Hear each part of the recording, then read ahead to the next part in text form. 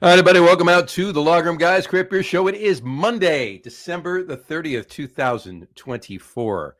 One day left of 24. Jersey Johnny coming at you with me, as always, is none other than Mr. Beer Samurai. Say hello, Mr. Samurai. What happened to the theme music? I don't know. I'm sitting here. It sounded like you dropped something.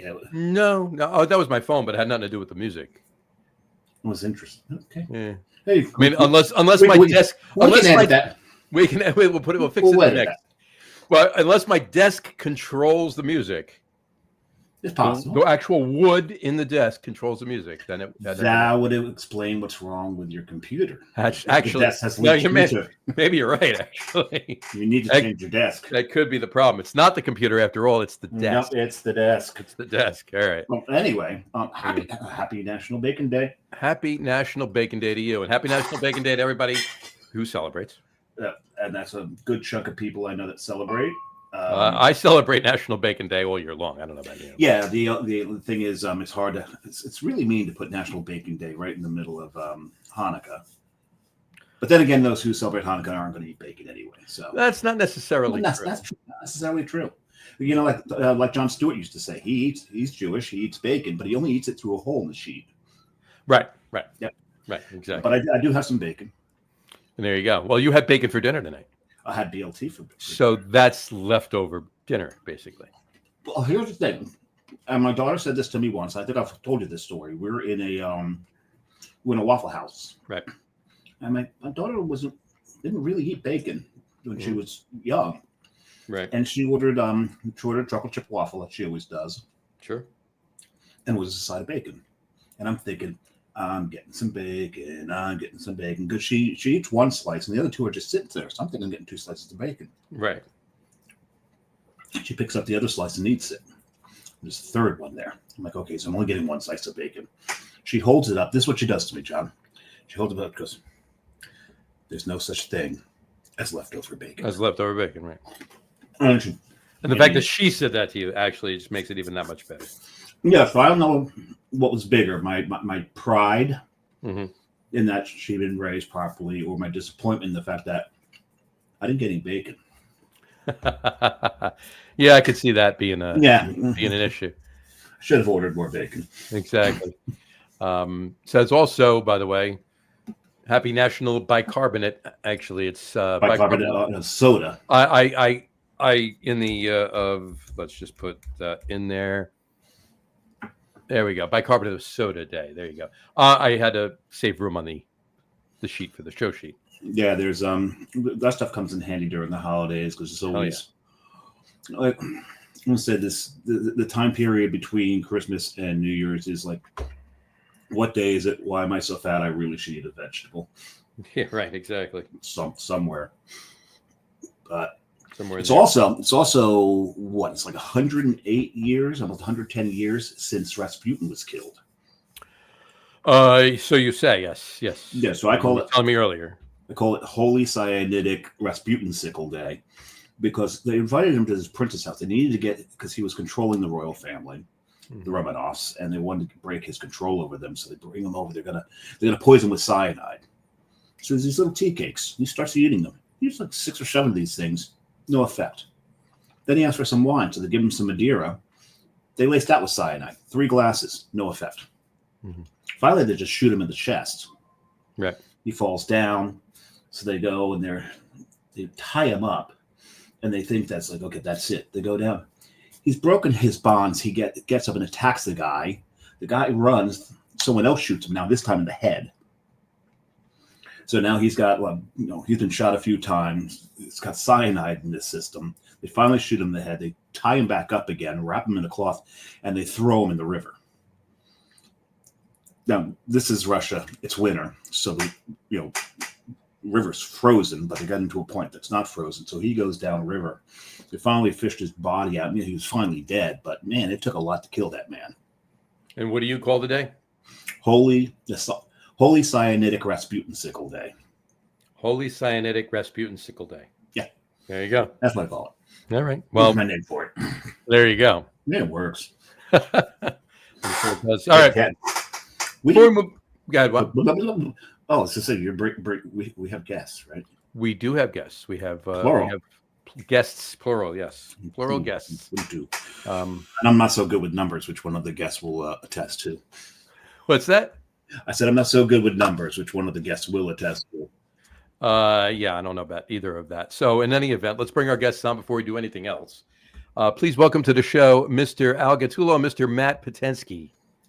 How are you, boys? How's it going, guys? I know these guys. There's Matt's crawl and banner, I should say. Banner, it's not crawling. And Al's banner. That's true. There you go. That makes sense. How are you two gents on this fine late 2024 evening? I'm ready to drink. Tired but good. Tired but good. I'm ready myself. I do want to say one more thing. Happy New Year's Eve. This is true. There's a big party going on right now in Atlantic City celebrating that very holiday. So New Year's Eve. Guy puts it on every year on December 30th. He has invited me now almost 15 years in a row. I've never attended. Never attended. No. Why break my streak? I was going to say. There's a guy that's there that people think is me, and it's not. And he's wearing a name tag. They sent me a photo already. Say not Al. I'm still not Al. I'm still not. And he just lost his father 3 weeks ago to cancer. So I mean, give the guy a break. No. But can we call him Al? Can we call him Al? No, because his name's Jim. Can we call him Betty? You could. But maybe when you're ready. Betty, when you call me, yeah. Exactly. That's right. You can call me Al. Exactly. So. All right. Well, Happy New Year's Eve, and of course, Merry New Year! Happy New Year! All right. Are you Employee of the Month? I am. Two different movies, but yes, absolutely. There you go. All right. So what are we? Let's open some beers and then we'll get to talk and everything else. Al, what are you drinking first? I'm drinking my Dogfish Head Affogato, which I opened with my Dogfish Head keychain that I got in my big Advent box. The glass didn't come with it, but I'm trying to keep everything, there you go, within line. He's even wearing Dogfish Head underwear. No, but I do have a Dogfish Head tattoo. Is it permanent or? Oh yeah, it's permanent. Yeah, like legit. Cool, yeah. legit. This is a Normand from Treehouse. It is a bourbon barrel Belgian quad, and it clocks in at a nice light 16%. Nice light. So we're gonna get started. You're starting off there. A nice light 16%. There we go, and that's yours. There you go. Well, I'm starting only at 14. And I'm starting at 14, and I'm starting with a classic. Literally a classic. Literally a classic. Yeah. Santa Claus. Classic. Semi-class. There you go. So that's where we're going to start here. The used to be Swiss, now Austrian beer. So we're going to go with that. So what's Eggenberg, Schloss Eggenberg. Schloss Eckensberg. Yes, we're already Schloss Eckenberg. Yeah, you can say that fast 5 times. You're gonna be sloshed later. Don't worry. Soon enough. Exactly. Cheers, boys. Cheers. I'll pour mine. No, let's wait for Johnny to get poured before we do the cheers. That's right. Yeah. And wow, it's been forever since I've had this beer. I've never had this. This was the beer. This was the last beer in the box for Christmas Eve. When you open it up, that was the last beer that came out of it. They gave you a mix of bottles, canned cocktails. They gave soap, playing cards. Really? Playing cards. I got a lanyard. That was a new variant for this year, though. Yes. This is the first year they did the Affogato. Yes. Yeah, they've done the vanilla before. Yep. But they gave you a 120 in there too. Very nice. With aged in Utopia's barrel. Yeah, Very I just got one of those the other day. Yeah. Haven't had it yet. I'm starting with the lightest beer of all 4 of us, and it's only 12.3%, and it is Firestone Walker's Double DBA. It's from 2023. It's batch 10,000 that they brewed. Nice. Batch 10,000. Very nice. It's a 12.3% ESB, more or less. That's a big ESB. Yeah, it's like an E. It's like an There's a few E's in there. ESB. Cheers, boys. Cheers. Merry New Year. Oh wow, that's good. Oh my God. Yep. Hold on. That's Santa Claus. I got to clean up. Wow, this Not mad at that. this might be as close as the one that Carton does, the affogato Nice. There's coffee version. Oof. one of the favorite affogato beer that I had was Trillium's. Yeah, their Yes, I've had affogato was that. very good. Yeah, That is fantastic. that's Yeah, a good super beer. rich. This is ridiculously good. I got to find more of this. I definitely have to find more of this. And I did not buy it on Tavour and not only ordered one. Well, you can actually get some decent Firestone Walker in New Jersey. It You just can. depends on where you go. You got to look for it because Yeah, not every place gets or orders or gets or. right. No, I know. You I used to get a lot up in North Jersey, but that was because you deal with the reps long enough and Right. become friendly with them. You get Yeah.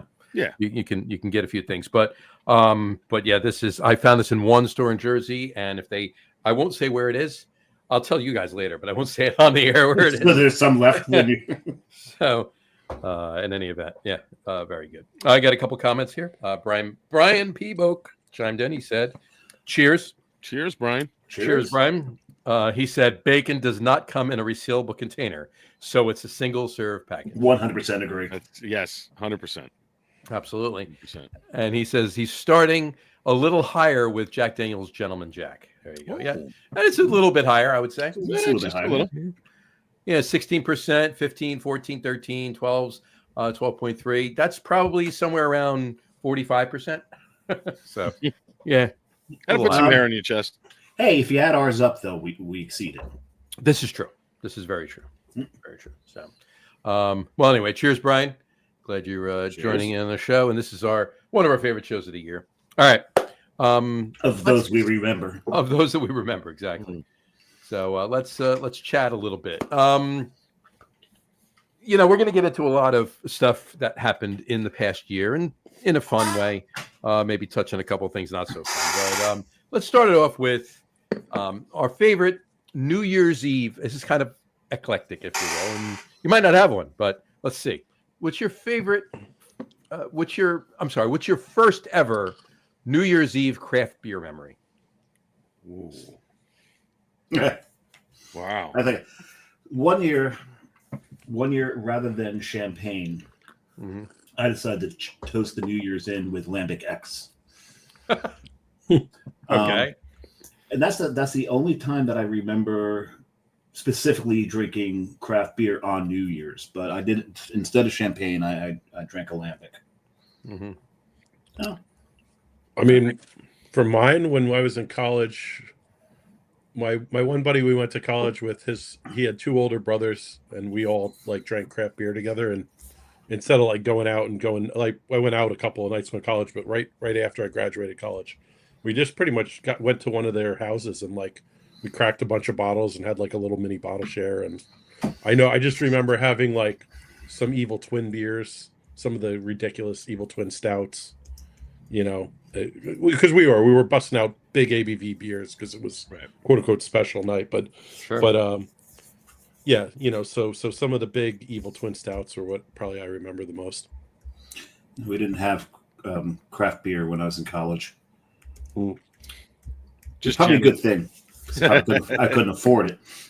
Yeah. True, yeah. There was no, in college, the craftiest thing I had, we had Sam Adams. We had Sam Adams. Right. We had Sam Adams, and we had Sierra Nevada. And Doppelbock was out. Triplebock was out. Yes, Back in the 90s. So, I remember getting a bottle of that on Staten Island. I think it was, was it Champ Beverage? I think on right before Midland Avenue.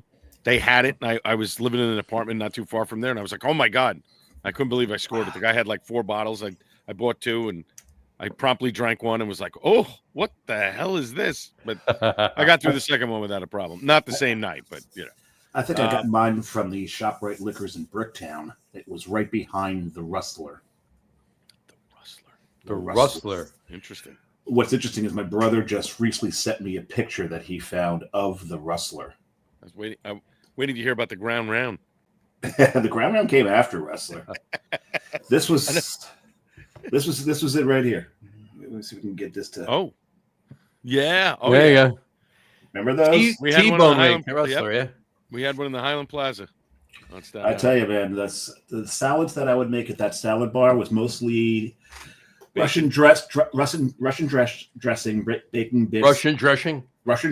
Already. breaking bricks, and croutons and Parmesan cheese. It was mostly concocted of.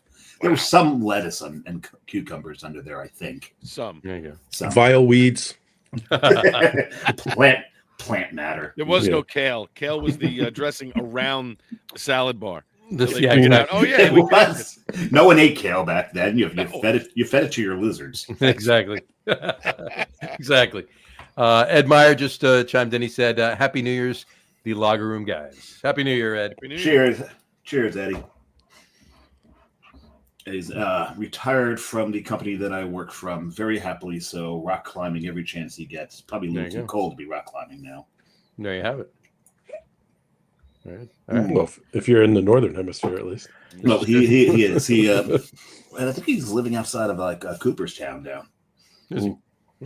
It's probably pretty cold up there. It's probably a little cold up there. Just a little. Just a little. All right. Moving on to the next one. So just let's talk about some warm, no pun intended. Well, actually, pun intended, actually. Warm holiday beer memories of the past. Ooh. You know. Warm. I was going to say, Yeah, that's you're you know, under the assumption that you remember these things. right. Well, as much as you can remember of the particular event, Define warm. Really. like warm, like that could be. warm. We're drinking beer. That could be, Exactly, yeah, like different ways. There's warm stuff. Christmas. Oh no, Like warm and fuzzy. like, my pants are on fire. I'll tell you. warm and wet. Do you remember? And this is kind of out there a little bit. Shocker, right? I know, but you remember the and a lot of younger people listening to this probably don't remember, but do you remember the Toys R Us commercial when we were kids for Christmas? It's like fireplaces glowing, icicles growing, hearts overwarming with cheer. It's that wonderful season, overflowing with cheer. Yeah. Over something with cheer. Overeating. So That might have been before my time, but no, it was probably playing when you were born. You just don't remember it. You were like, but my point is, fireplaces, homes, hearts, and people coming in, and those kind of memories. Now, obviously, when we were kids, we weren't drinking craft beer, or should have been. But that kind of a thing. The warm, fuzzy memories of holidays that involved craft beer to a point, if there are any. I don't know if it's really craft beer, but I mean, I remember Or beer at all, beer anything. Yeah, so I went down with a couple buddies to Columbia and like right That's not beer. Stop right That's there. not no, beer. This story is about beer. Yeah. And this was 2017. We went down right after Christmas, and we went to Cartagena, Colombia for New Year's. And I just Story's getting remember, better. so you're in the southern hemisphere, Right. so I remember I'm in shorts and a t and like a polo shirt. We're Right. also close to the equator, so yeah. Yeah, so they had, they had the beers from the country, but they had a black beer, so it's basically like a Schwartz beer. It's a black lager, and they had it everywhere, and I'm like, it was super good. Was it single? No, it was. I mean, it was. I forget. I think it was called like Colombiana or something. I forget what it. Oh, But they had Always three. not bad. They had like a light lager, an amber lager, and a black lager, and they were everywhere. But I just remember, so we were in Cartagena, Colombia, on like the old like 15th century fort, and I'm smoking a Cuban cigar, sipping on my Schwartz beer, and watching fireworks in shorts and a light shirt, and I'm like, this really is not a bad way to do New Year's. It's Not like, at all. So you're not freezing your ass off in Right. Times Square, where you can't even go down, take a piss or something. Right. It's Well, you can. You just Where I did don't I know. well, you wear it depends, I guess. But Right. but this was I was just like, you know what? They do this kind of stuff right down here. I'm not mad at it. Yeah. So That's a cool memory. That is That a is cool a- memory. It's actually going to be my buddy's last year working the Times Square detail because he's retiring, I think, after 29 years on the force. And he told a bunch of people, if I can get you in at the ball drop, but this is going to be the last year. Right. Like basically, you're right underneath the ball. Mhm. Oh, You know, cool. like they get you in at like 4 or 5 o'clock.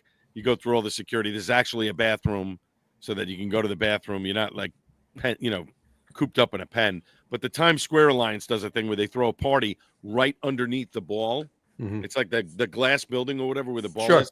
Yeah. They invite us every year. I never go because I would never want to be in that sea of humanity. But there's food and drinks and there's a bathroom, whatever. And then you look up basically and see the ball dropping like right in front of you. Gotcha. Like you don't have to do anything, which is cool. It's very cool. Got Yeah. a couple quick comments. Augie Carton chimes in. It's called Sit Down, Son. Oh, wasn't that his faux rap battle with what was the brewery he had that faux rap battle with, where they came out with I think they're from Maryland. They do like canoe, right, or whatever. They did a boat.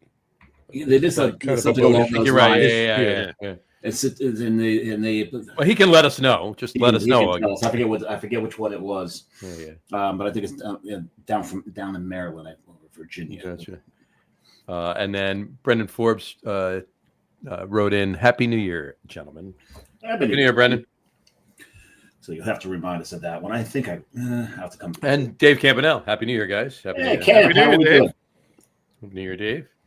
And Mr. Carton just said Shumke. It was Trumpke, yes. Shumke. I still can't remember the name of his brewery, but yes, I did manage to meet him.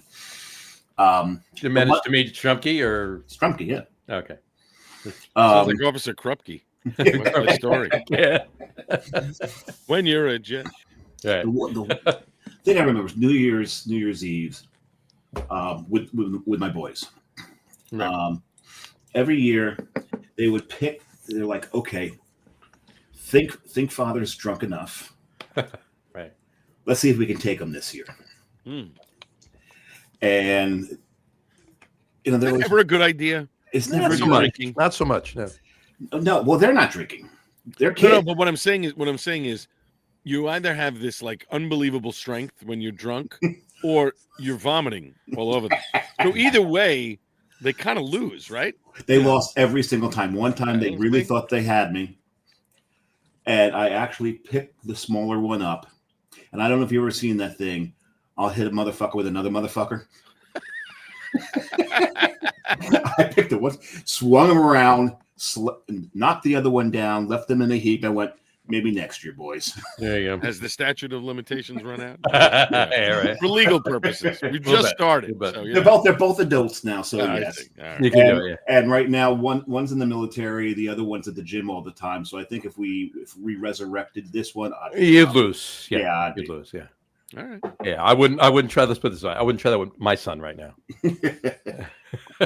Not at all. I don't know if I have a New Year's Eve memory of craft beer. I've certainly drank my fair share of New Year's Eve, but it's mostly been champagne or whatever. Yeah. Right. Because rarely was beer in the conversation. Although I would say the last 10 years I've gotten together with people, or last 15, Mhm. where we've mixed in some craft beer, but usually it's, one and done type of stuff. I think I brought a couple, probably five years ago, maybe I brought over 4 years ago, brought over some source bottles to crack because I knew I wasn't going to drive that far, and some, big bomber, Right. whatever, but nothing, Nothing crazy like that. nah. I got one. I'll tell you in a second. Some of you or all of you might know it, but I'll say it again. But really quick, I just would put Dave Camp's comment up here. He says, "Matt's warm New Year's sounds like an ayahuasca trip." So, Oh, trust me, when you're in Colombia, you don't need ayahuasca. Yeah. There are far better things. well, And yeah, I found it. It is Club Colombia Negra. Club Colombia Negra. So Look at that. And it's a Schwarzbier or It's a dark ale? Schwarzbier, yeah. Schwarzbier. yeah, and they have Cool. an amber and like a regular lager too, Gotcha. and It they're was- everywhere. That faux rap battle was with Stillwater, and the beer that they brewed was called Yacht.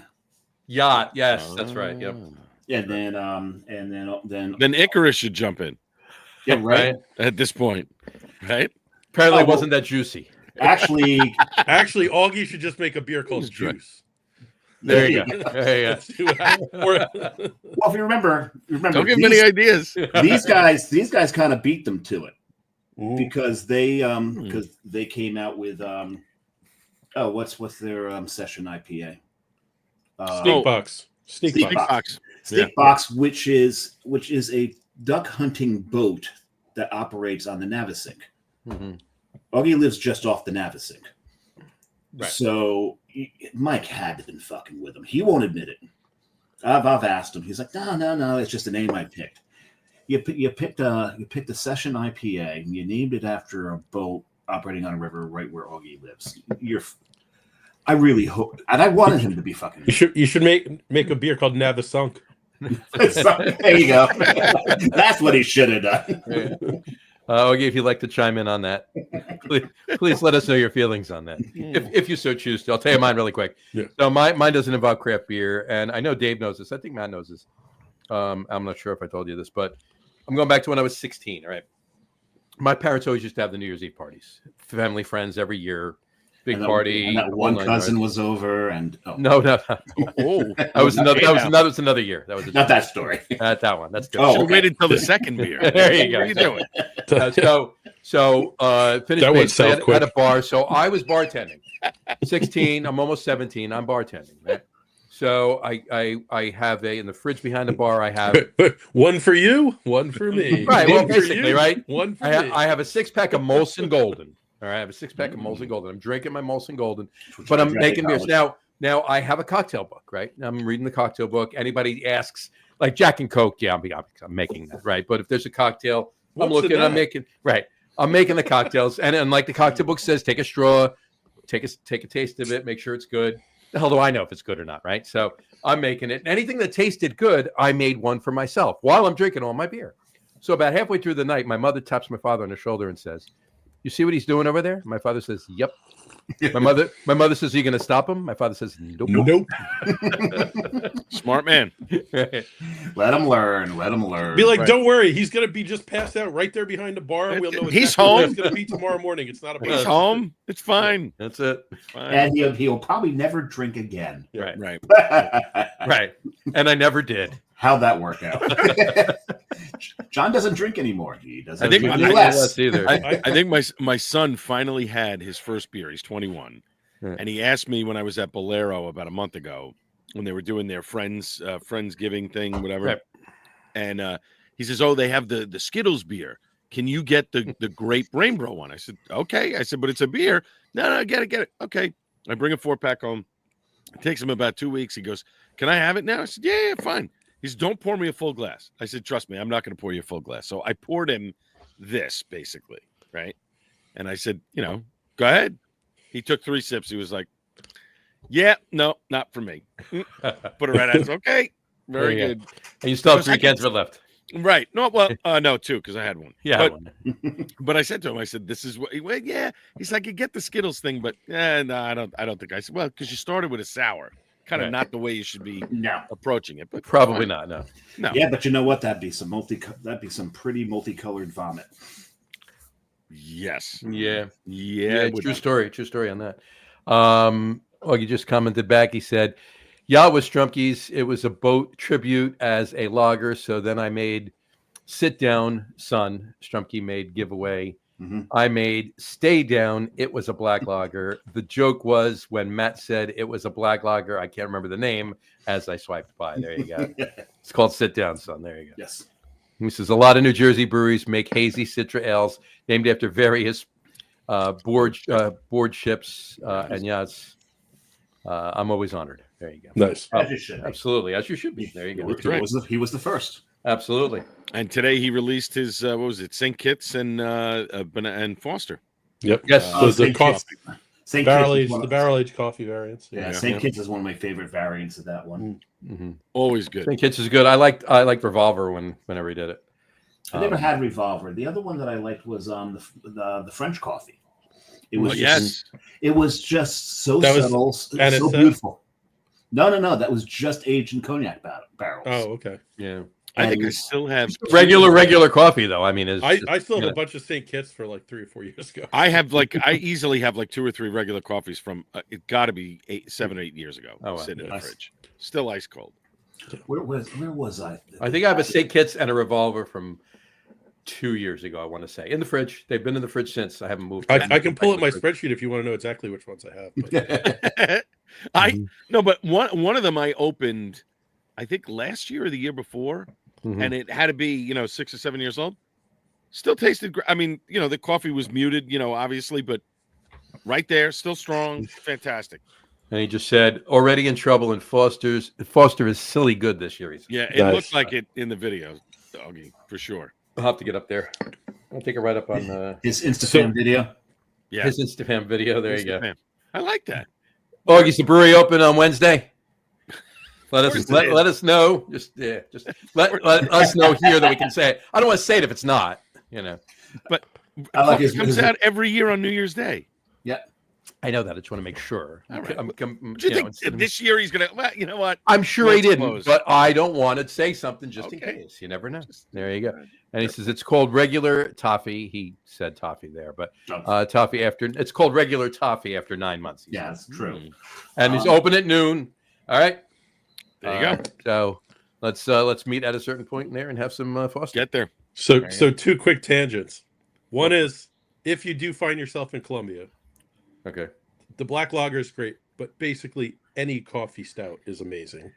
Really? And that shouldn't surprise you too much because a lot of coffee comes from there. But I had a couple of the best coffee stouts I've ever had in Columbia. And the second one is so I taught my college roommate a lesson once because he tried beer and he tried all these beverages and he never really liked anything, but finally he liked rum and cokes.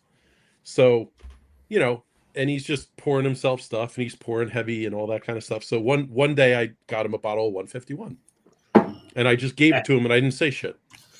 And he poured his friggin' rum and cokes. He passed out under the coffee table in about an hour and a half. There you go. And he woke up the next day and he goes, "What the hell happened?" And I said, "Did you even look at the bottle?" I said, "Now I did that knowing that I know you, and like if anything got bad, I would have taken care of you. But like, always look at the bottle. Don't just take something out of somebody's hands and pour yourself a drink as if you would pour a normal one. Sure. Make sure you know what the hell you're doing." Right. So it was a little tough love, but he learned real quick. My thing with 151 was a buddy of mine used to love getting shots of it when we went out drinking in the 90s and light it on fire. Okay. And so the night I met my wife, he decided it was a friend's birthday. And the night I met my wife at this bar in Greenbrook, he decided we're all gonna do shots of 151 on fire. And when the bartender wouldn't light the shot, he says, "Give me the matches, I'll light them." And it proceeds to light them and lit his arm on fire. And we are in we're in tears. And now you know why the bartender wasn't going to light him on fire. Exactly. And the best part is none of us made a move to put him out. His arm is just like going, and we're like, maybe we should help him. And we were too busy laughing and crying in tears for laughing at him. He finally put his arm. Well, everyone's holding their beer. Like, I'm not wasting my beer. I'm not wasting this shit. Like the scene in Scrooge when Bill Murray's looking at the one waiter and he's doing the flambe and his arm's on fire. Right. Everybody's just sitting there. Thankfully, at the end of the night, my now wife decided, all right, I'll give him another shot. Nice guy. But no, I didn't give her a shot of 151. You didn't give her a shot of 151. No, it was Absolute and Chambord chilled. Oh, he just said flaming Dr. Pepper. Or Sambuca. I had a friend who he's a Leo, so you know how Leos really like to be the center of attention and show off and all that. And I thought that was Taurus's. Yeah, no, not well. No, they just. We like to hear Tauruses speak, Al, because they've got those great voices. Thank you. But that's a load of bullshit. But okay. I'm sorry. I rephrased that. Tauruses like to hear themselves speak. There. There you go. That's my. Thank you. So we were at the Sandpiper in Chadwick Beach, and taking advantage of his joy of showing off. Now I'm a designated drunk driver that day. Right. I keep buying him flaming shots of Sambuca. Mm-hmm. And he does it. He does the whole entertainment bit of it, where he holds it up, downs it, turns it upside down, and puts holds it up to show everybody that it's still on fire, and then flips it over and extinguishes it on the bar. About 6 of these later, plus all the beer he's drinking, I drive him home. He's now flammable.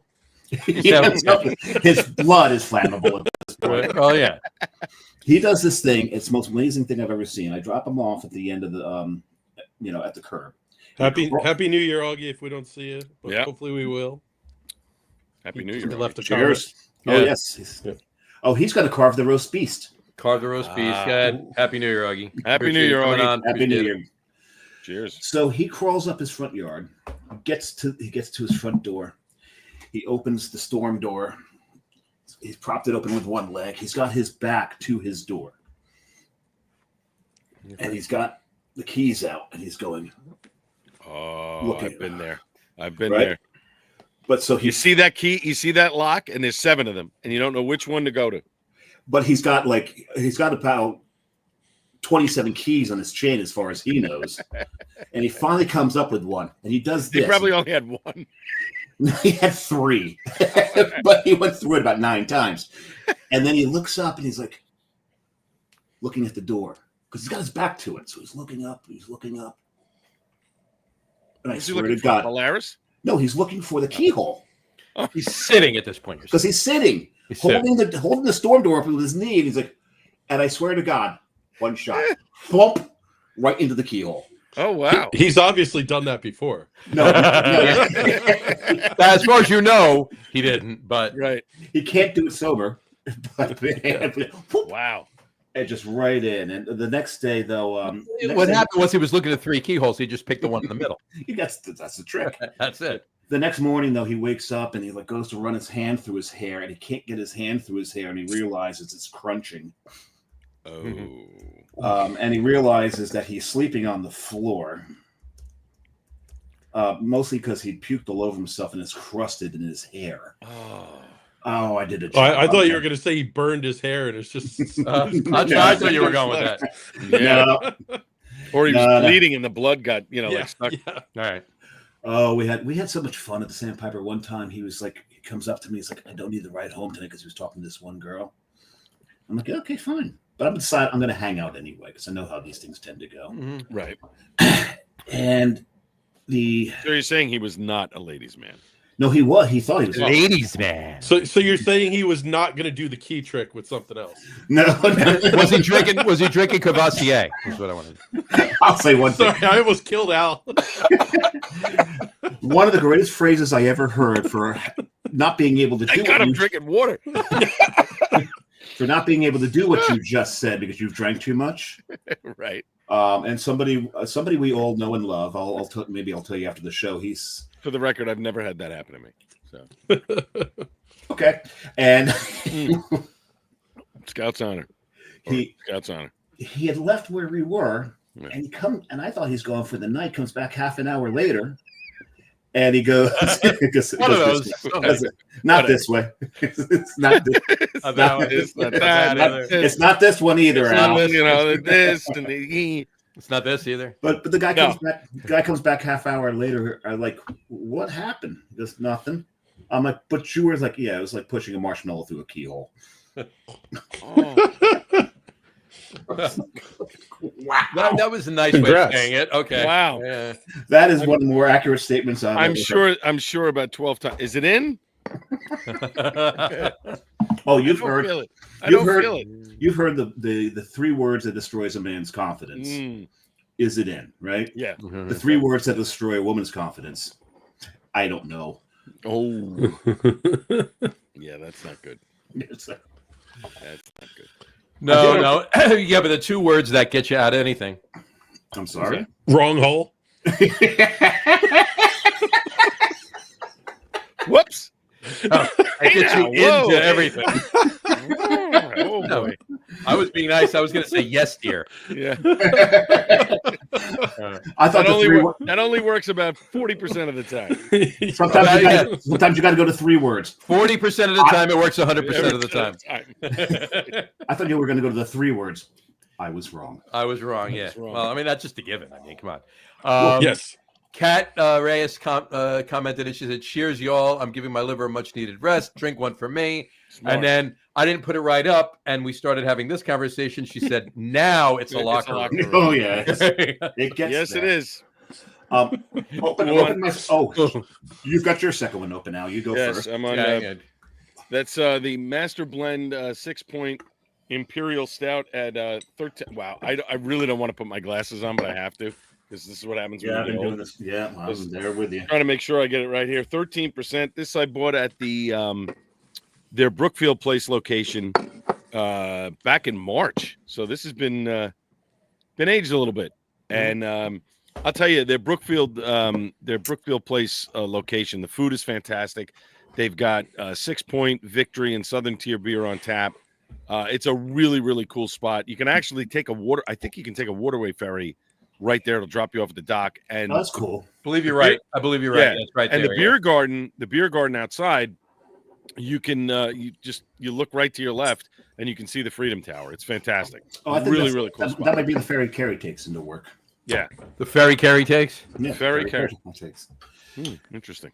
I have my second. It is a timber. It is blended with lumber, number 1. Ooh, I just had 3 and 4 last week. Everything that man does with timber ales is This outstanding. Beer is fantastic. This is just, he's taking it's basically an Imperial Stout cuvee. He might be, and you can make an argument on this one. He might be the best stout maker in this area.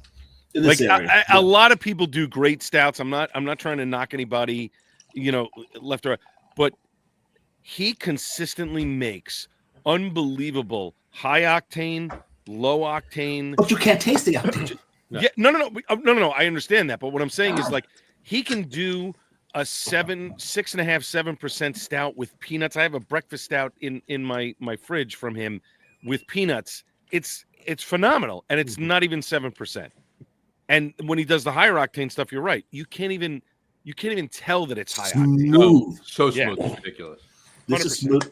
And what I love about this, the blends that he's gone and put in this. You can really taste the Marisata that he used in this. You got that kind of like cherry Twizzler back note amongst all that roast in there. It's not sweet by any means. This is a beautiful beer. I wish I'd picked up more of these. And his story is phenomenal. I mean, he was regardless. brewing. Well, no, but he was brewing his beer in his apartment in New York, in Manhattan, bringing it out to Long Island to his parents' house, like barrels on the Long Island Railroad, and making batches out there. Now he's doing it out of 12%. 12%. Yeah. Right. But in the beginning, he was doing all of this stuff on his own and schlepping these barrels onto the Long Island Railroad and taking them out to his parents' house so he could use their garage to finish it up. I mean, just unbelievable. That's Unbelievable. This is such a great beer. It is. There you go. Really enjoying this. I dropped down to 13.4%. Oh, look at that one that Matt's got. God, Death Star is one of my favorites. Revolution, just across the board, makes really good BA beers, and this is 2023. This is last year's, but one of my favorite stouts. So good, and I too am. Now the tar version is what? I'm gonna rep that little brewery down in Delaware. Yeah, like they need repping. I don't think I can get it. Oh, there it is. I can get it. There it is. Yeah, we can see it. Boom, because Matt likes the glass because of the brewery in Delaware, not because of what's on the glass. No, he likes it because of the shark. Well, the quasi shark. Yeah. The young gentleman that owns it. It's a full-fledged shark. It's a shark. Oh, yeah. It was funny when I was in. That's actually one of the biggest families of sharks. Was the dogfish. The young gentleman who owns the brewery paid for that tattoo. So yes, there you go. Cheers to Sam. Cheers to Sam. Yeah. When I was young gentleman, is he? He's younger than me. Is he younger than you too, or is he? He's the same age as you, but is he months younger than you? Yeah, it's the same age as Al, right? Yeah, I think so. Sam and I have a lot in common, actually. He enjoys talking with me because we talk beer, but we talk more music than beer, so that's always a good thing. That's always a good thing. Oh, We talk about dogfish heads when I was in Boca Raton at Red Reef State Park. People start running out of the water because there's a bunch of fins. Mm-hmm. Fins to the left, fins to the. I'm sorry, Jimmy Buffett. Have to. And they're shark fins. They look like there you go. Yeah. But I'm going into the water. Stout. I'm going into the water because I can tell by what they're doing that they're dogfish, because they're corralling a bunch of fish. There's these fish jumping out of the water the whole time. I'm getting yelled at by the Did you bring some treats out with you to try and Actually, I was feeling a little down and depressed. Stop scaring the fish. So I'd strapped some pork chops to my swim trunks. They were too interested in the fish. It was, look, Dave, it was dogfish, right? It wasn't blowfish. It was dogfish. Very nice. Right. So wait, thank you, Hootie. Here's a legit question though, because normally when I do 120 or worldwide, I usually try to do a heaven and hell. So if I have both the Utopias worldwide and the Utopias 120, I kind of got to make I got to come up with a new name for it though. Yeah. Like, hold on. Like, I have a very it's probably a little too highbrow. Oh jeez. it should just be called like the Rapture or something. Don't tempt me. I have my little sample bottle of Utopias that they sent me like 6 years ago is sitting right in my eyesight to my right, and there's still some left in there. I might actually. The bigger bottle is sitting on the thing. So I had some of my barley port Saturday night. So. Oh. I thought you were going to have that tonight and just call it a day with that. No. I would have called it Thomas More in Purgatory. Thomas More in Purgatory. He wrote the book Utopia. There you go. We got a comment from Brian Boke. He said, second drink, Taxman Brewing, maple barrel qualified, barrel aged Belgian quad. I wonder where he got that one. What makes it qualified? See, that's the thing. I think that's the name of the beer. I hope that's the name of the beer. Yeah, that is the name of the beer. Yeah. And my second one, by the way, I didn't put it up yet, is fourth. I got a Taxman right here, actually. The No Surprise Imperial Golden. Fourth Dementia. Coonhen Brewing in Michigan. Fourth Dementia, Old Ale, 13.5%. That's another Tavour beer, huh? That is definitely a Tavour beer. And it's an Old Ale. Matt, it's an Old Ale. I don't like Old Ales, do I? It's old. And it's not a lager. Oh my god. So good. Yeah, so anyway, I'll have to create that monstrosity, but I'll just have to figure out and come up with a name for it. Yeah. So yeah. I have a Taxman Bourbon Barrel Deduction right here. Yeah. That's the double, right? That's the double, yeah. That doesn't sound like that sucks. Yeah. No, it does. Oh, I'm drinking out of my it's hard to read. It's a workshop by Union. So I was at Union Craft a couple of days ago. There you go. I brought back 4 bottles. One's a sour, the other 3 are barley wines. Okay. So, and then after that went to Brewer's Art. If you ever get to Brewer's Art, drink in the basement.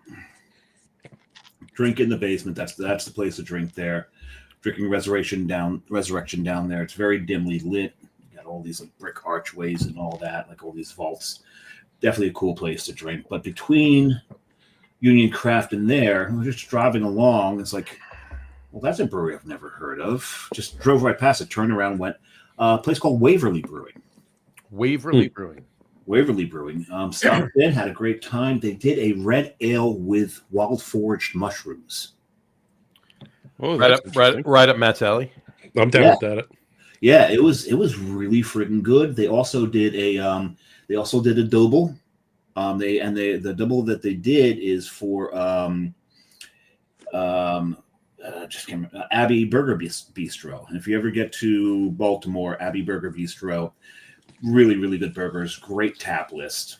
And Waverly does their. Is that the one with all the exotic burgers, like all the different animals? No. That's the place where you can build your own burger, where you pick your meat. Yeah, they've got some. Like I think. It's a high-end Fuddruckers.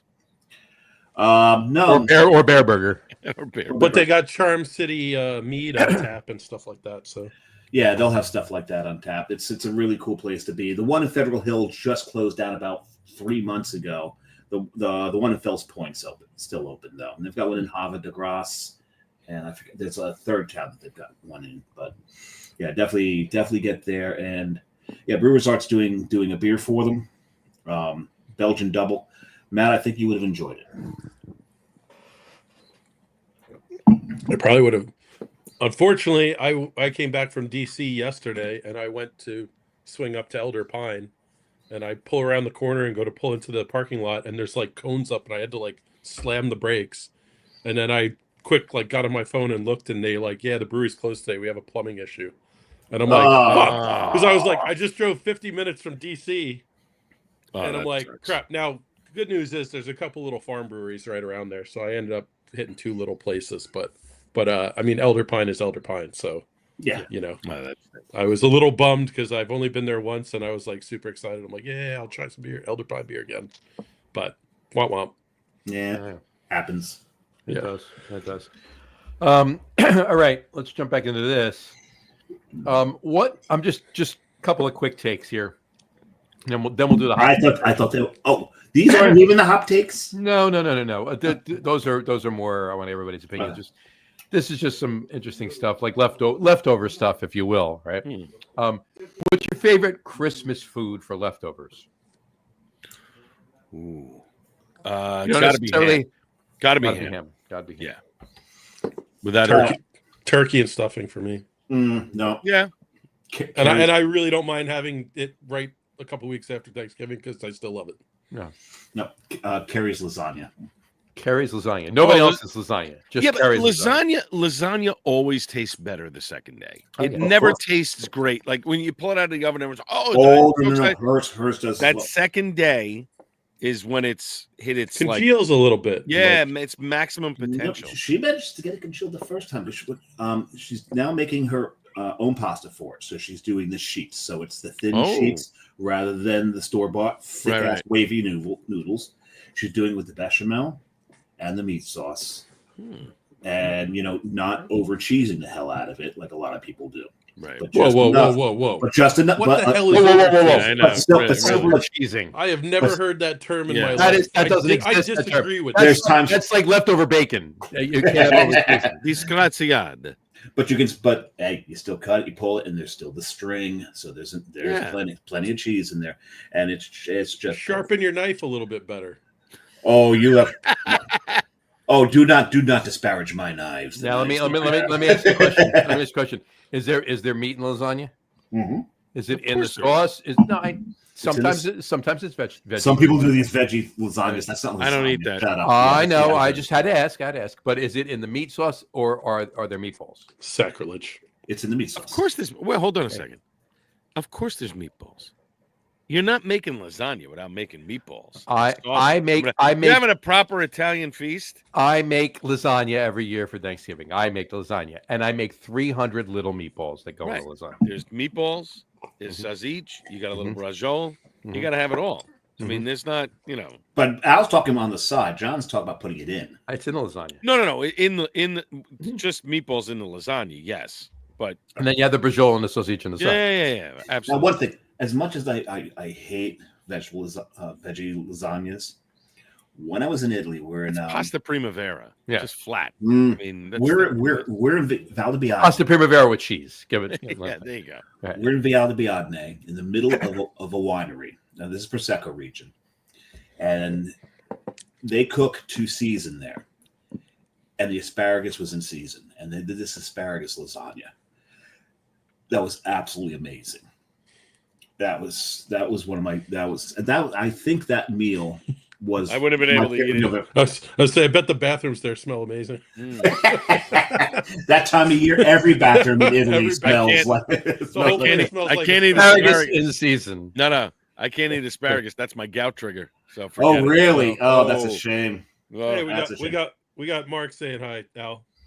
Oh, Mark, what's up, brother? There you go. Congrats, Mark. By the way, hey, Mark. Listen, I know I'm going to let Here's you Mark. out of the bag. Happy New Year. I'm gonna look at it. Oh, the Billy Joel.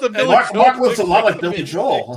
So wait. All right, 2 things. One, my mom years ago. Now, Mark and I have been best friends since we're 7. All right, we live diagonal from one another on Staten Island. We've been like this forever, right? So, my mom knows him from when he was a kid. So about 8 years ago, 9 years ago, I show my mother a picture of Mark and I side by side. We're at some concert or whatever. Maybe not 8 years ago, 6 years ago. She goes, "Why are you hanging out with Billy Joel?" And I start laughing. And I go, "I know you're not senile. That's Mark." And she goes, "What are you talking about?" I said, "He doesn't have any hair anymore."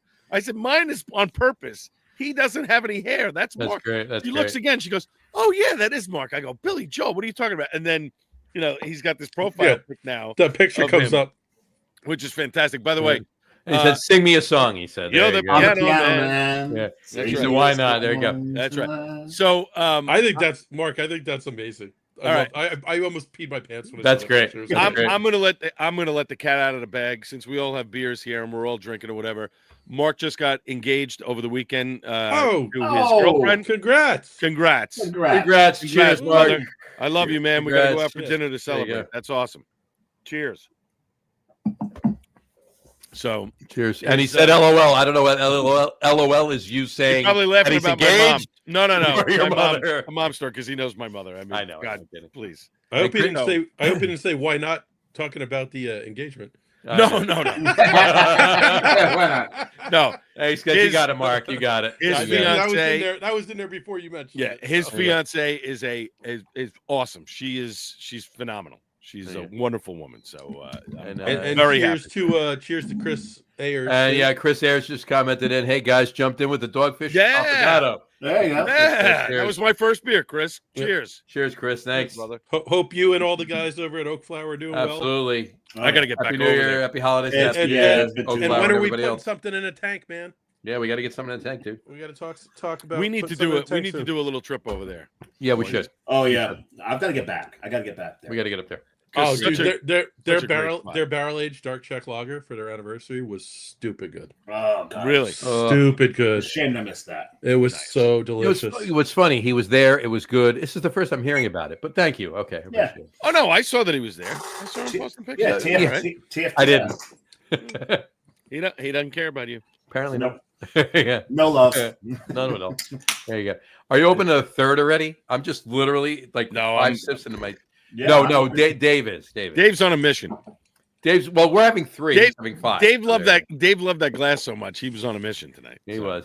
Oh no, I'm going into a third glass here, but it's one of my favorite. It's one of my favorite glasses. Mm-hmm. Second time we used it on the show. This beer is. I went with two. This beer fucking says, "Well, this is my Gattullo glass." Ooh. Like this nice. one. And I opened this one because Matt just drank a Revolution. Okay, so you. Well, he what yours was a 10? Actually, Mark and I are planning it. We're planning it. Mine was a 12 ounce. 12 ounces. They're all 12 ounces. Yeah. So I went with. Well, that's not true. Some of the special ones are 16. No, yeah, that's true. Like this one and that. Oh, my last one one part 3. That was very good. And this is with Wildacre. We had that. You and I had that. No, half a month ago. Half acre. Wildacre. P.S. If you haven't had Benthic blows your mind. Benthic is so good. Those glasses. On and on part 3. So, if you have, that's the one we had. That's the one we had a few months ago, right? That you brought over. If you have not had half acre Benthic, though, you need to figure out how to get that beer. Half acre Benthic. So that's their big day. It's an imperial stout with coconut and vanilla in it, barrel aged, and it is so good and so rich and so clean and so amazing. And then they do a bunch of variants of it. Yeah. So I decided to jump up to 16.6. Yeah, I'm working my way down. Yeah, see, and a 16 ounce can. Too. Yeah, see, I'm going down. I started high and went low. Yeah, mine are all within 1% of each other. So Dave's drinking his beers like I don't got to get up at 7 a.m. I don't know. Fuck tomorrow. I don't either. Thankfully, the first place I need to be, and you're all consider this your invitation. The first place I need to be is at 3:00. I need to be in Neptune on Steiner Street. Oh, for the toast. Are you going to be in the picture with Gretchen? Of course, every year. Little dog. Just replayed her interview last night on the Beer Cast. There you go. She was I love her. I mean, we had such a great chat for over a half hour and drinking a cask beer and just she's a wonderful human being. Such knowledge. Oh, it's when the first time I was there, took the tour. And at this point, I had been on like a couple dozen brewery tours. Right. To the point where, almost any brewery I could go into, there it is. Almost There any it is. brewery I can go into, and I can give the tour. Her tour, I learned stuff. Oh, yeah. That's great. That's How to convert dairy equipment to make beer. and how to take something cast off by someone. Hey. Lactose? What lactose? What are you talking about? No, that's how to convert beer equipment into making dairy. Yeah, that's That's hilarious. the other way around. Completely opposite. No, the best tour that I was on that I actually was embarrassed was the Stone tour, the Stone Brewing tour in Escondido, because I was the only person answering questions. And there must have been, there was 20 people there at the tour. Right. And finally, my wife, after like the fourth or fifth time that I, answered the question, my wife was like, "Could you shut up and give somebody else a chance?" I'm like, I'm sorry. I'll keep. I had the opposite. And then you have the thing. awkward silence and nobody's answering. And Right. That's it. Because you've already answered all the questions, Right, and they're looking at you. Okay, go ahead. Exactly. Go ahead. The best part was afterwards, because Stone bought. We had dinner there afterwards in the beer garden, and they give us a table. And if you've not been there, I encourage you to go to the main location in Escondido, because the tour is great, but then you walk into the beer garden and the bar, and there's 50 taps. Half of them are guest taps. Yep. So it's not just Stone beer you're drinking other stuff from other breweries in San Diego, outside of California. We sat down at a table. Half are Asahi. Right. No, you mean Sapporo. That's Sapporo. Well, Yeah. Some are now, but I'm sure there's other stuff. Anyway, my wife and I sat down, and the waiter comes over and he says, "The entire dinner is on us.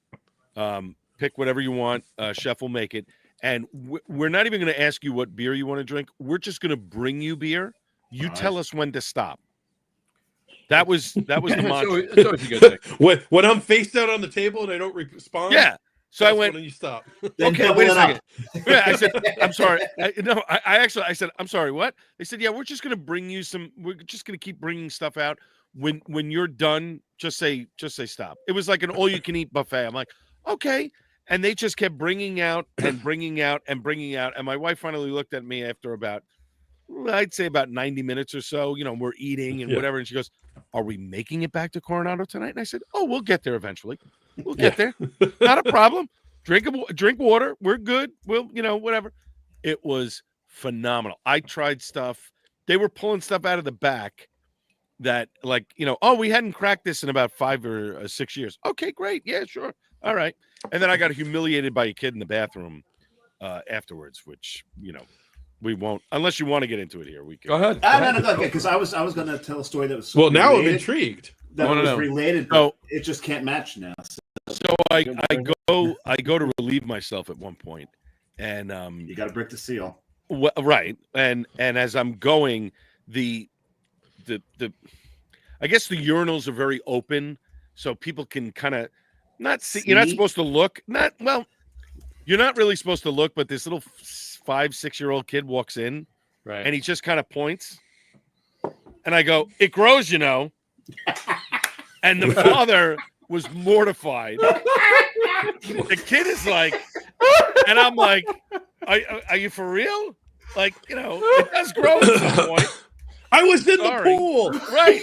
The water was cold. Yes, right. Well, one second. Now. That would've been I my walk first out- reaction. I walk would've out, been my like, wife's I was like- in the pool. I walk out and I'm red. My face is completely red. My wife is like, "What just happened?" Like, she's, "Why are you all, whatever?" And I tell her the story, and she is hysterical.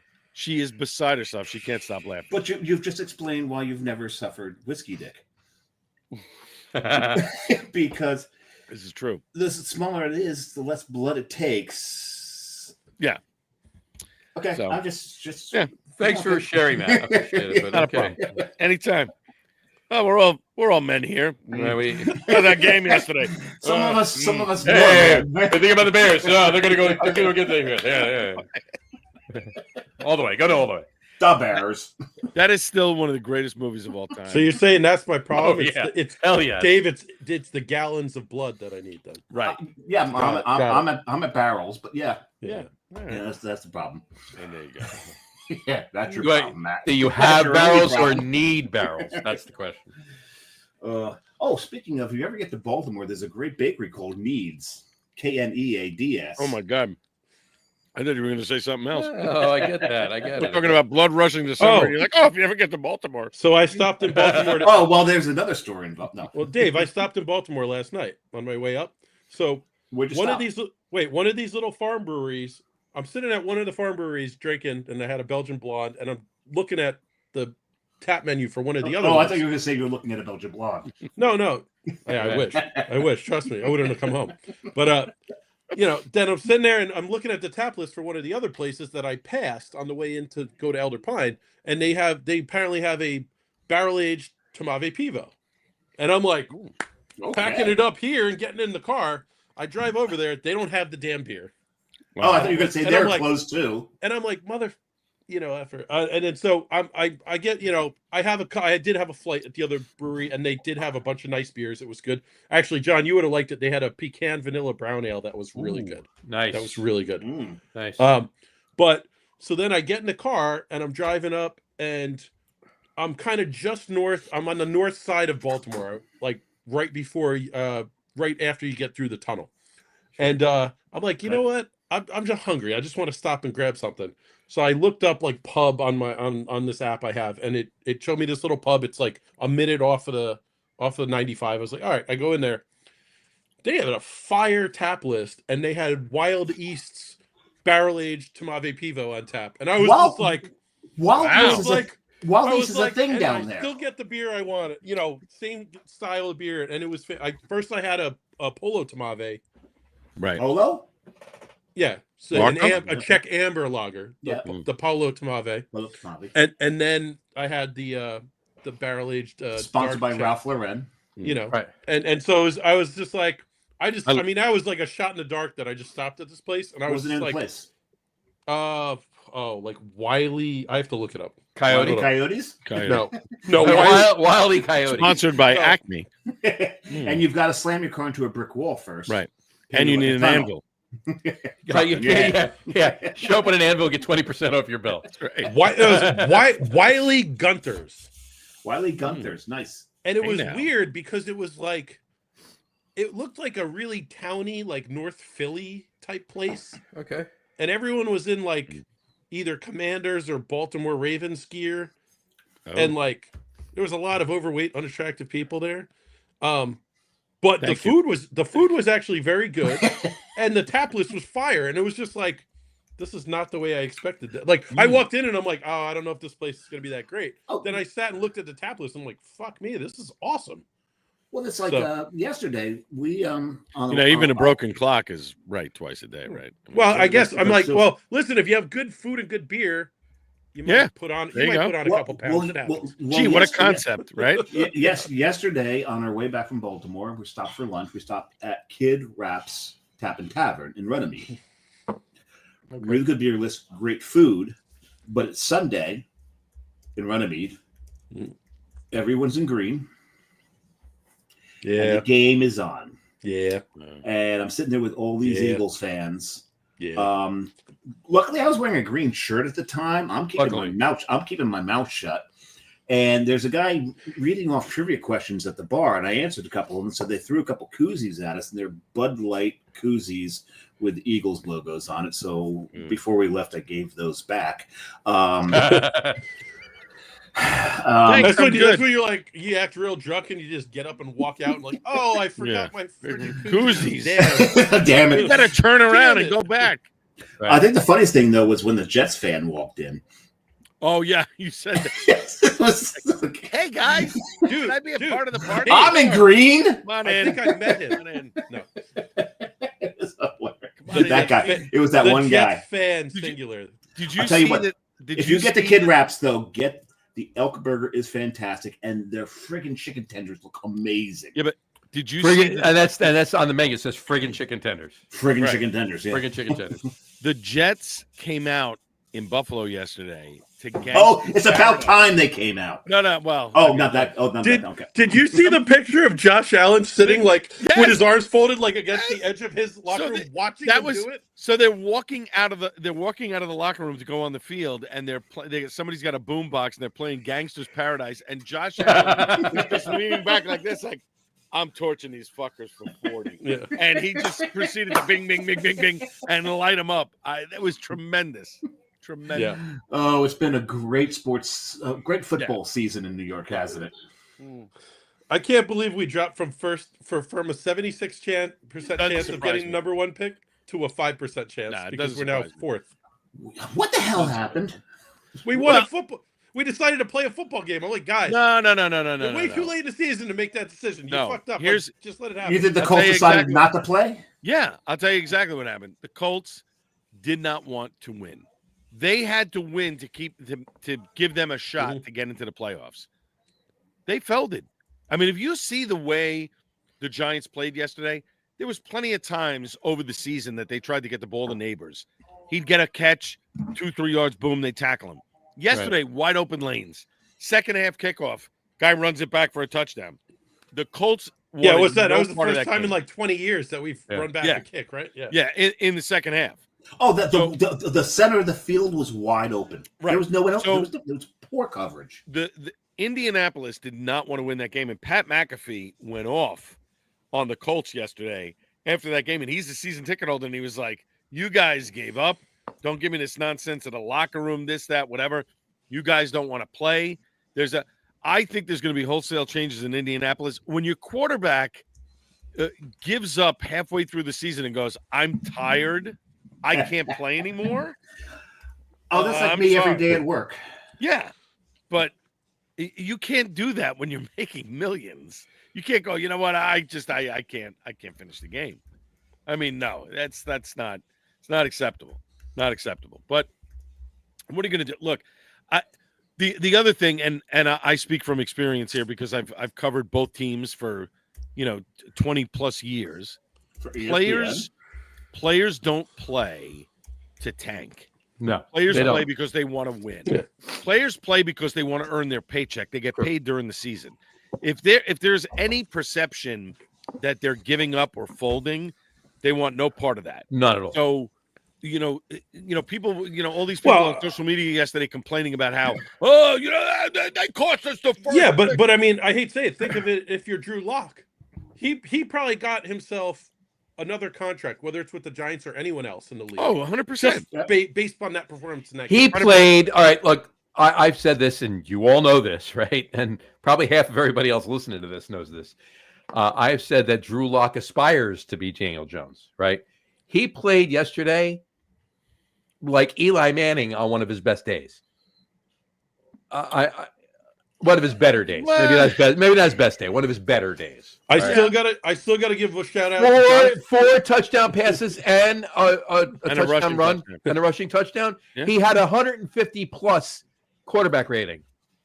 Yeah, he threw for over 300 yards. He played better than any Giants quarterback has played. He played better than any Giants quarterback has played since Eli Manning. I still got to give wait a minute. In any single game. Daniel Jones put up a couple of good games. No, he did a couple of good games. But second or third game of the season. Tell me one game that Daniel Jones threw 4 touchdown passes and ran for 1. None. He threw a couple of touchdown passes. No, he tripped. Saquon Barkley ran for a few. On the 3-yard line, so right? He didn't make it in. Yeah, that's true. Yeah, that's true. I mean, now here's the thing about that game. Over the weekend, being in Baltimore, I'd catch a few games. Now, I went to Rutgers. I'm also a Sooners fan. When I went to Brian, I'll put your comment up in 1 minute. Because my grandfather was a Sooners fan. At age 7, I was indoctrinated, Matt. So Matt looks confused, but I am a Sooners fan. So the one bowl game, I sit down at the bar. Rutgers is up by 2 touchdowns. Sure. What happened? They lost the game. Going to Crosstown Market in Baltimore, up in one of the restaurants, the Sooners game is on. They're up by 2 touchdowns. They lost the game. My brother said, "Can you please stop watching the teams that we root for?" So This Giants game was the first Giants game all season that I didn't watch 1 second of it. He texts me, goes, "It is you. It is you. Oh. You need to stop watching football." Wow. So that explains what happened on Did Sunday. you watch the Rutgers bowl game? Didn't you? Yes, you missed that. That was the first Son thing I of a said. bitch. I watched that. I was like, they were up 14-0 when they were up. No, they were up by 14 Well, they up by points. 17 points at halftime. Yeah, that's when that's when I started watching the Verbally game. shit the bed in the second half. So. That's when I started watching the game. Anyway, as a complete aside, I do want to give a shout out to Jonathan Taylor for dropping the ball on the 1 yard line like 3 weeks ago and having me lose that game by 4 points in fantasy. So, Okay, so absolutely Speaking killed of, it. that was Thanks, selfish. buddy. Yeah. did you see Portnoy last night? He bet like 400 grand on the on this parlay, 3-team parlay or whatever. Oh, please. the Redskins- 400 grand to Portnoy is like $5 to any of the I four of us. understand that, but Please don't bring up Portnoy to me. Okay.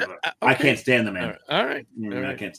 No, Okay. I want to know what he no, said. no. Finish Did it. he- Finish. No, I'll leave it alone. No, finish. That's great. Finish it. I The wanna running know. back for the main running back for the Redskins, I'm forgetting his name because I'm drinking. Didn't play Brian most of Robinson. the game last Brian night. Robinson. Right. He did not play most of the game last night, and apparently he needed to score a touchdown in order for Portnoy to hit his parlay, His parlay, and right.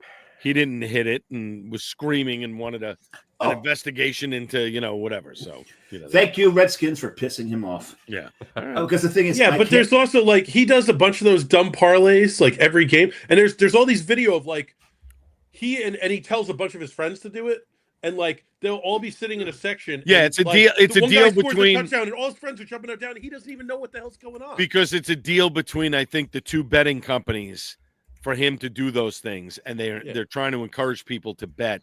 I know, but I'm saying is like his friends are like excited. Oh, no, because they I get realize it. They just won this stupid parlay, Yeah. and he doesn't even know shit about what's going on. And it's like, what? He's going to turn around and Oh, complain he 'cause don't- didn't get a I parlay? totally get that. he don't know shit about fuck. This is what pisses me off. He doesn't know shit about fuck. That's what he just said. I stole that. I actually stole I that do line from Ozarks, but Yes. yes, Al knows. See, I know fuck about shit though. Oh, good. Because So he's a feces expert. No, it's the fact that the people that the New Jersey pizzerias will we're on post beer up, 2, folks. Beer 2. It's only two, right? will- It's only I'm on Except three. Dave's Well, he's on two- three. Dave's at 2.5. I'm A that. little ahead. But the 2, and it's 8:15. I'm So about it's to crack good. number 3 though. The New Jersey pizzerias will post up his ratings. The fuckers from Boston, okay?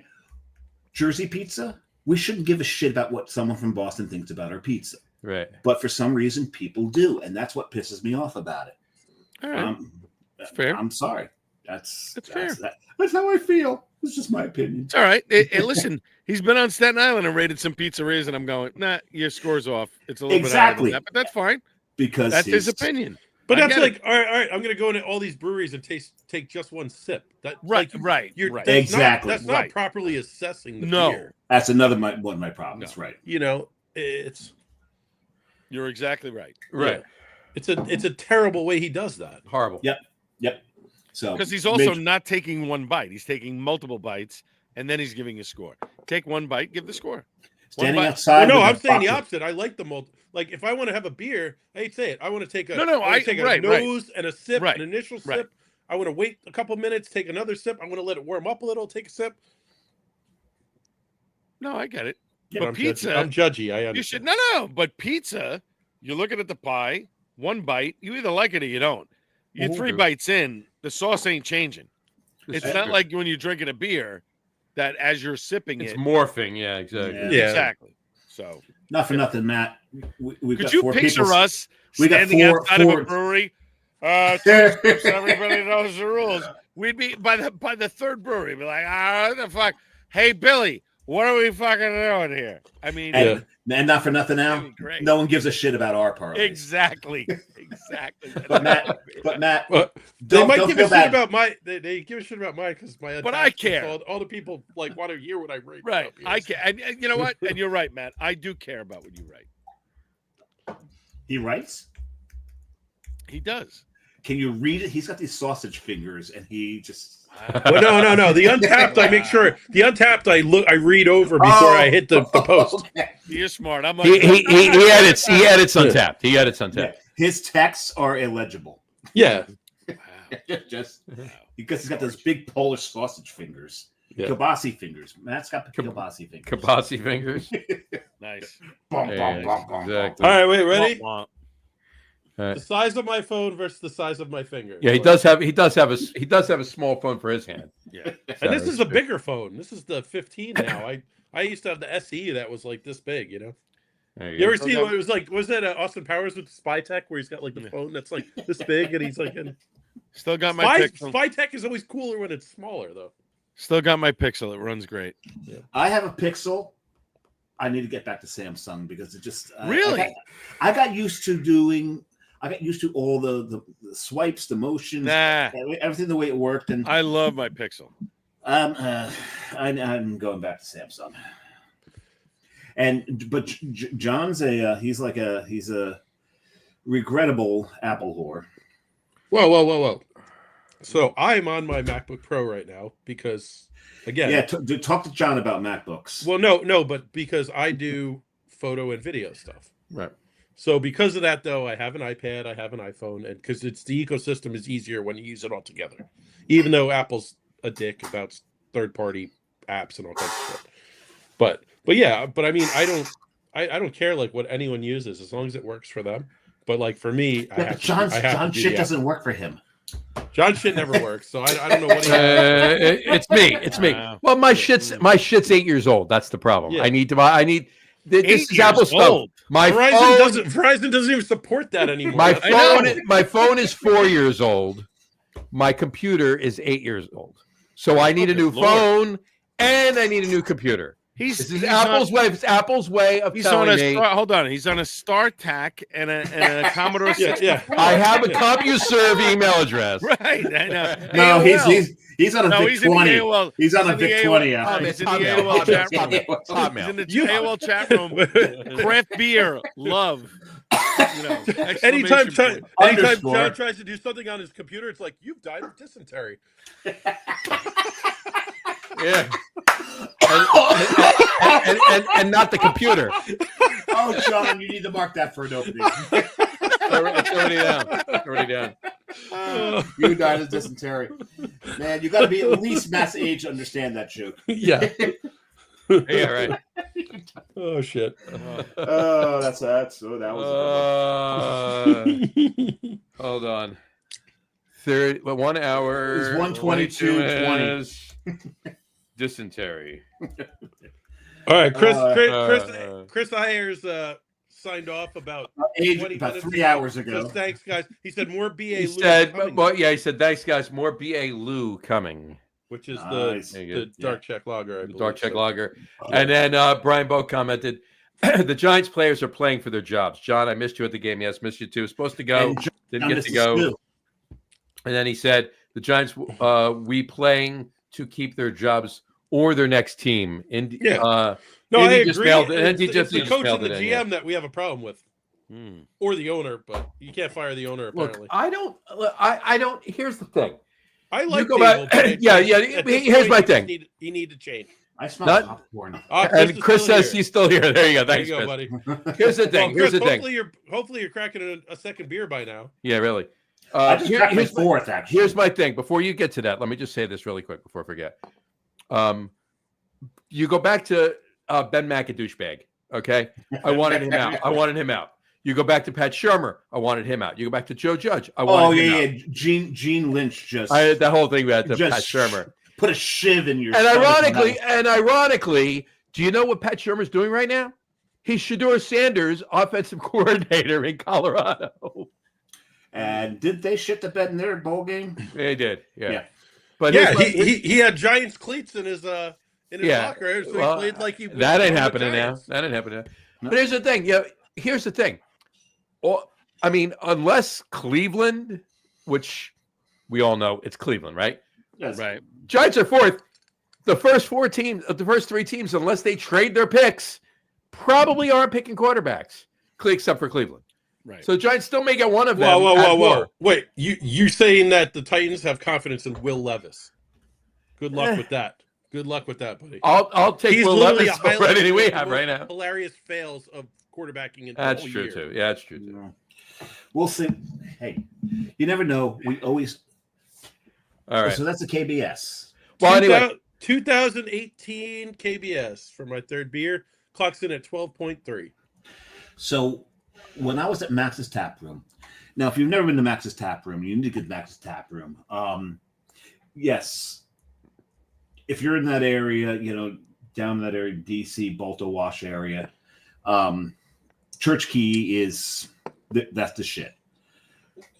Close to that though is Max's Tap Room. The shiz. The shiz is the shiz. I'm sorry.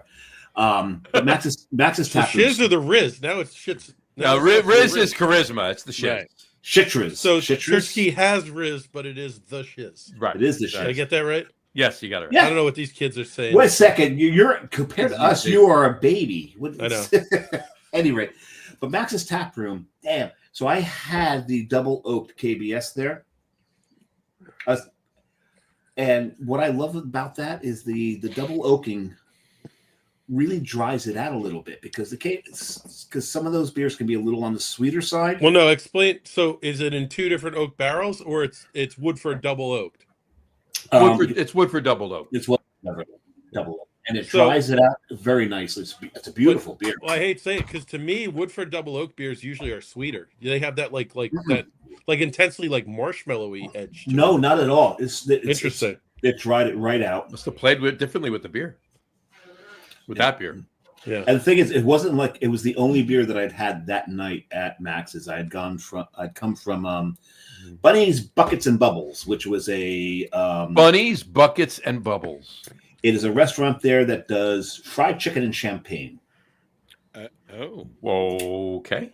So we had some fried chicken. Actually, I had duck breast. Carrie had some fried chicken, and we had some prosecco. So there was really not a lot interfering with the palate once we stumbled back into Max's. It was my second time in Max's during the trip. Yeah, if you get to Baltimore, get to Max's Tap Room. One of the best beers I had there. It's called Bombraxis. Okay, and it's exactly what it sounds like. It is Prairie Bomb and Perennial Abraxas. It is a collab between the two of them, and you've got the classic Abraxas. The BA is even better though. I haven't had the BA version. The BA Bombraxis is stupid good. But man, that's such a good beer because it takes it cuts into the sweetness of bomb, and brings all just the lovely classic imperial stout that Abraxas is. That's a great beer. I mean, Really they're fairly similar adjunct profiles for the two beers. Yeah, but there's certain adjuncts that kind of cancel each other out. And I really enjoyed it. Yeah. I really Brian just said his buddy's a strip bar. Sounds Not like it this should one. be.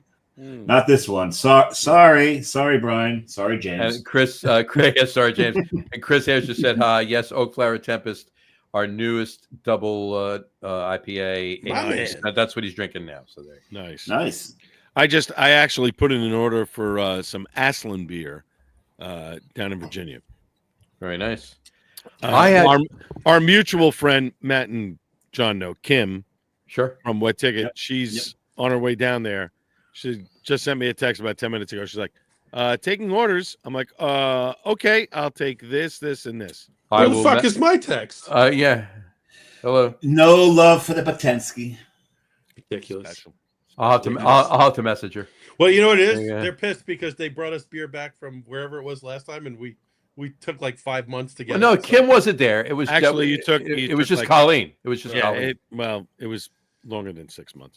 It's been. I know because every time I went there, they're like, "It's a year now." Call one of them and tell them to pick it up. Yeah, I know. It's a year now. It was this week last year. To be fair, I literally contacted them twice, and I'm like, "Hey, when are you going to be there Friday?" And they're like, "No, neither of us are there." And I'm like, "Fuck!"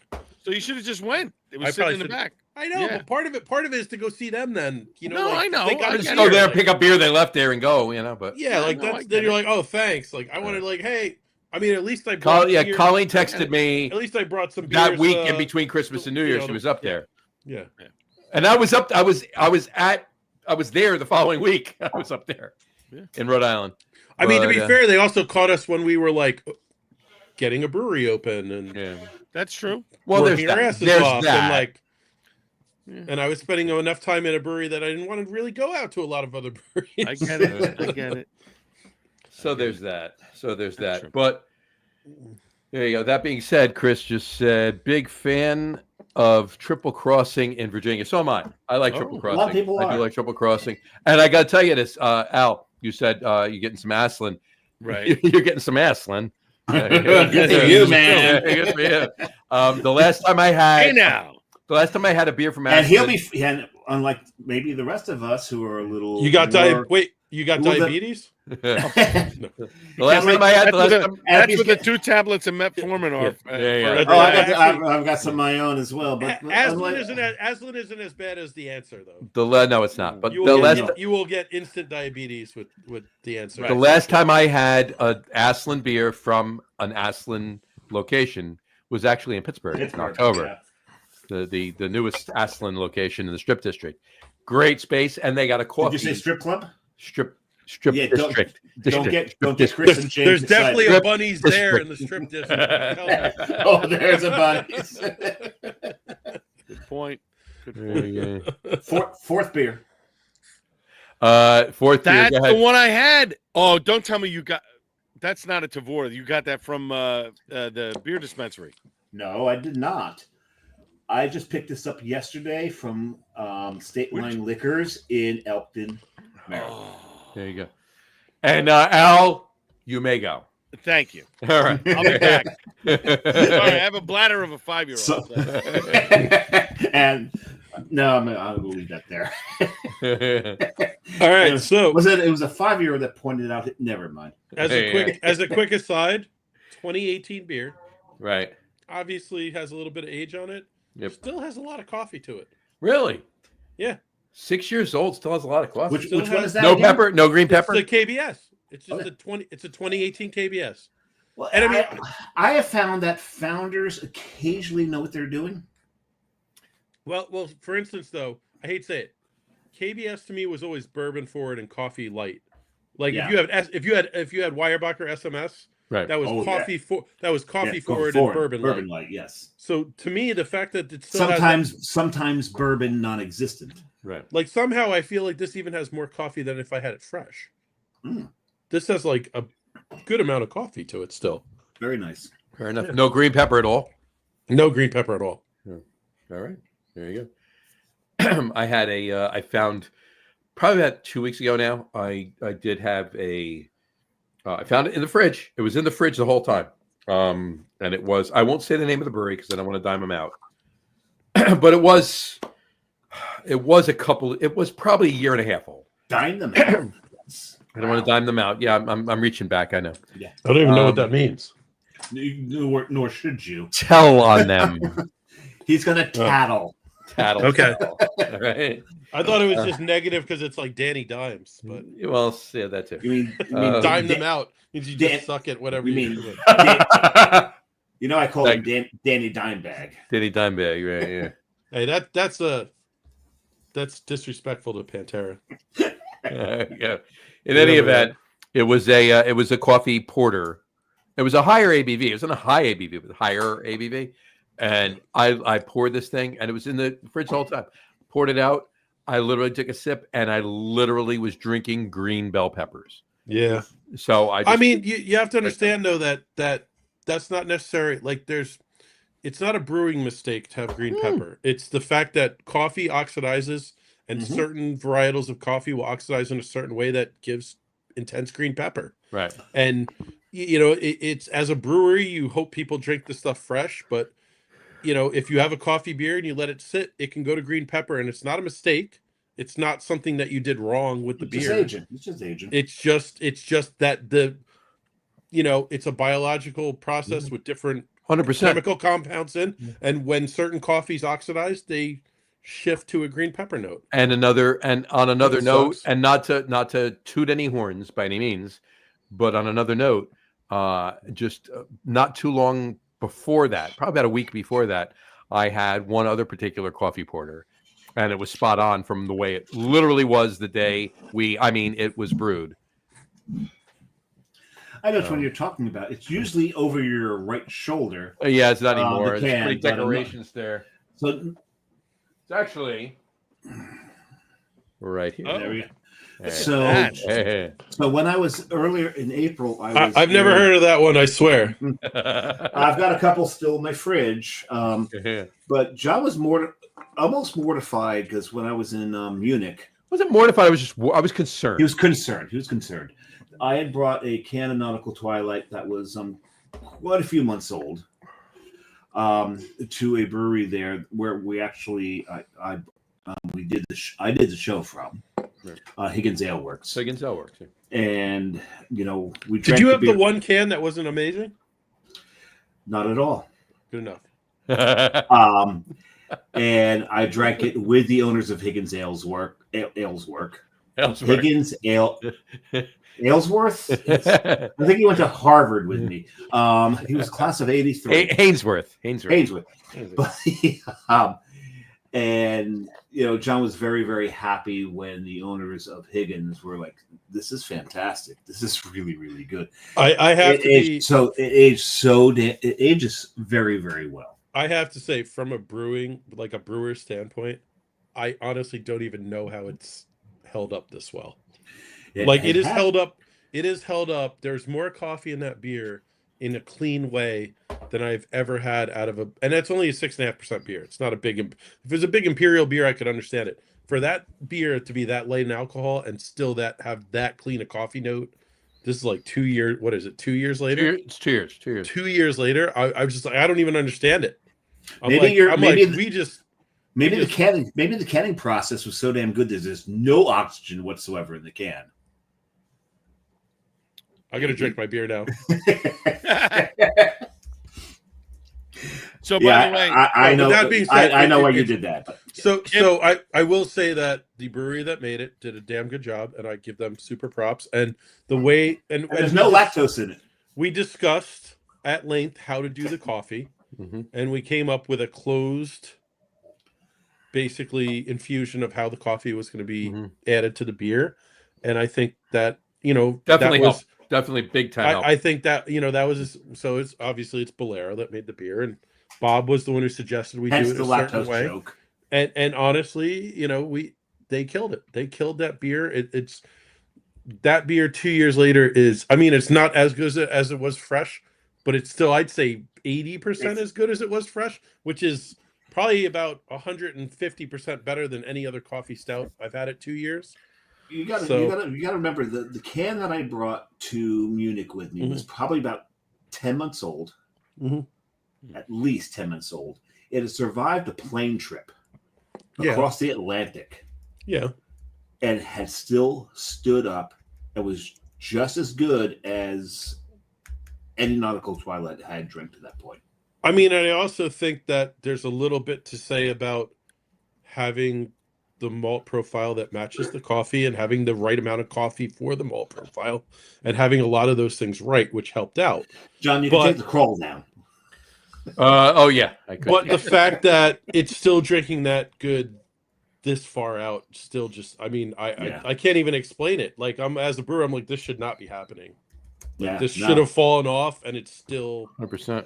I think I still have two in the fridge from that same batch. Well, that's the only batch that's been made, so yeah, it is the batch.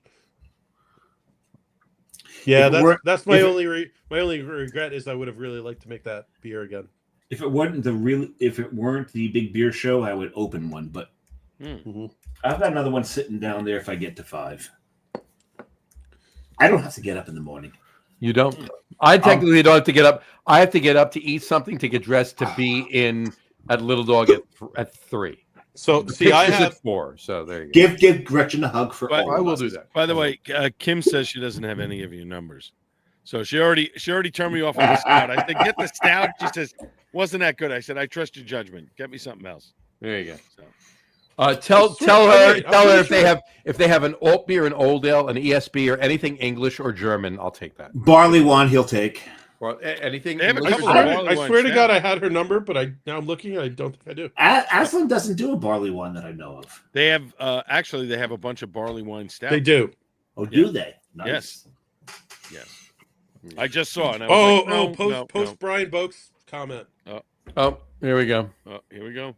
Here we go. Oh, Third beer, Smog City, the nothing Smog double City- chocolate. Oh, City's a fuck personal- you, Brian. Smog City's a personal favorite, and they are so underrated. They make fantastic fucking beer. Absolutely. Didn't we get a Smog City, like 2 different variants? I got one, you got one, like back in like April or something like that on Devore. Oh, I have the Smog City like vanilla, whatever. And I got the Infinite almond Wishes. something. Yeah, Infinite Wishes. Yeah. Brooklyn Black Ops. Look out. Oh well, Uh-oh. wait. You are not going down the ladder. Isn't that like 17%? Let's go get No, one. it's like 12.4. Yeah. Oh wow, they knocked it down. Yeah. Black Ops used to be like 17%. Yeah. So I actually have the first year they did this beer with them, they sent me a full bottle of Four Roses, the blend that they used in the bottle. I mean, a full bottle. Mhm. I have yet to open it. Then the year they sent me these cans, because it was in a bottle that they sent it to me. Right. Then the year they sent me these cans, they sent me 2 little airplane bottles of Four Roses. They're sitting behind me. I still haven't opened them. So I have an airplane bottle sitting right here, but it's Oregon Spirits Rye. oh, I don't do airplane sized bottles, my dude. oh, No. look at you! Oh, see, Oh, now, wait, hold just- on now. wait. Hold on. Al, Wait. Hold on. Wait for him. Al's going to grab something right here. but these are both single barrel bottle store picks too. That's what he doesn't realize. So, well, he saw them, but he's off to grab something. There it is. There you go. There we go. So Al, these are both single bottle store picks. What's that? These are both single bottle store picks. I don't F around with Four Roses. So they sent me this after I had interviewed their master distiller. I hate. Wait, I who hate was that? to Put it say up again, I hate put to it up say again. This, no, sorry, this one a little bit better than this one. That's the small batch. if Yeah. you couldn't tell. Yeah. Four Roses makes amazing, bro. And I got to be honest with you, Yes. the regular Four Roses they can get for $24 a bottle. It's better than so many. Buy it. I mean, Yeah. drink it on the rocks too. Seriously, because it's There- not. Well, it's pretty damn good. But buy that for your mixing, for your old fashions bourbon, for your mixing bourbon all the time. It's an amazing. It's ridiculous the price point of I that hate to bourbon say, so I hate to say it does have a very specific profile. in a Ross glass. Four, There you go. Four Roses tends to be more floral and more John gave citrus. that to me. It's more floral and more citrusy.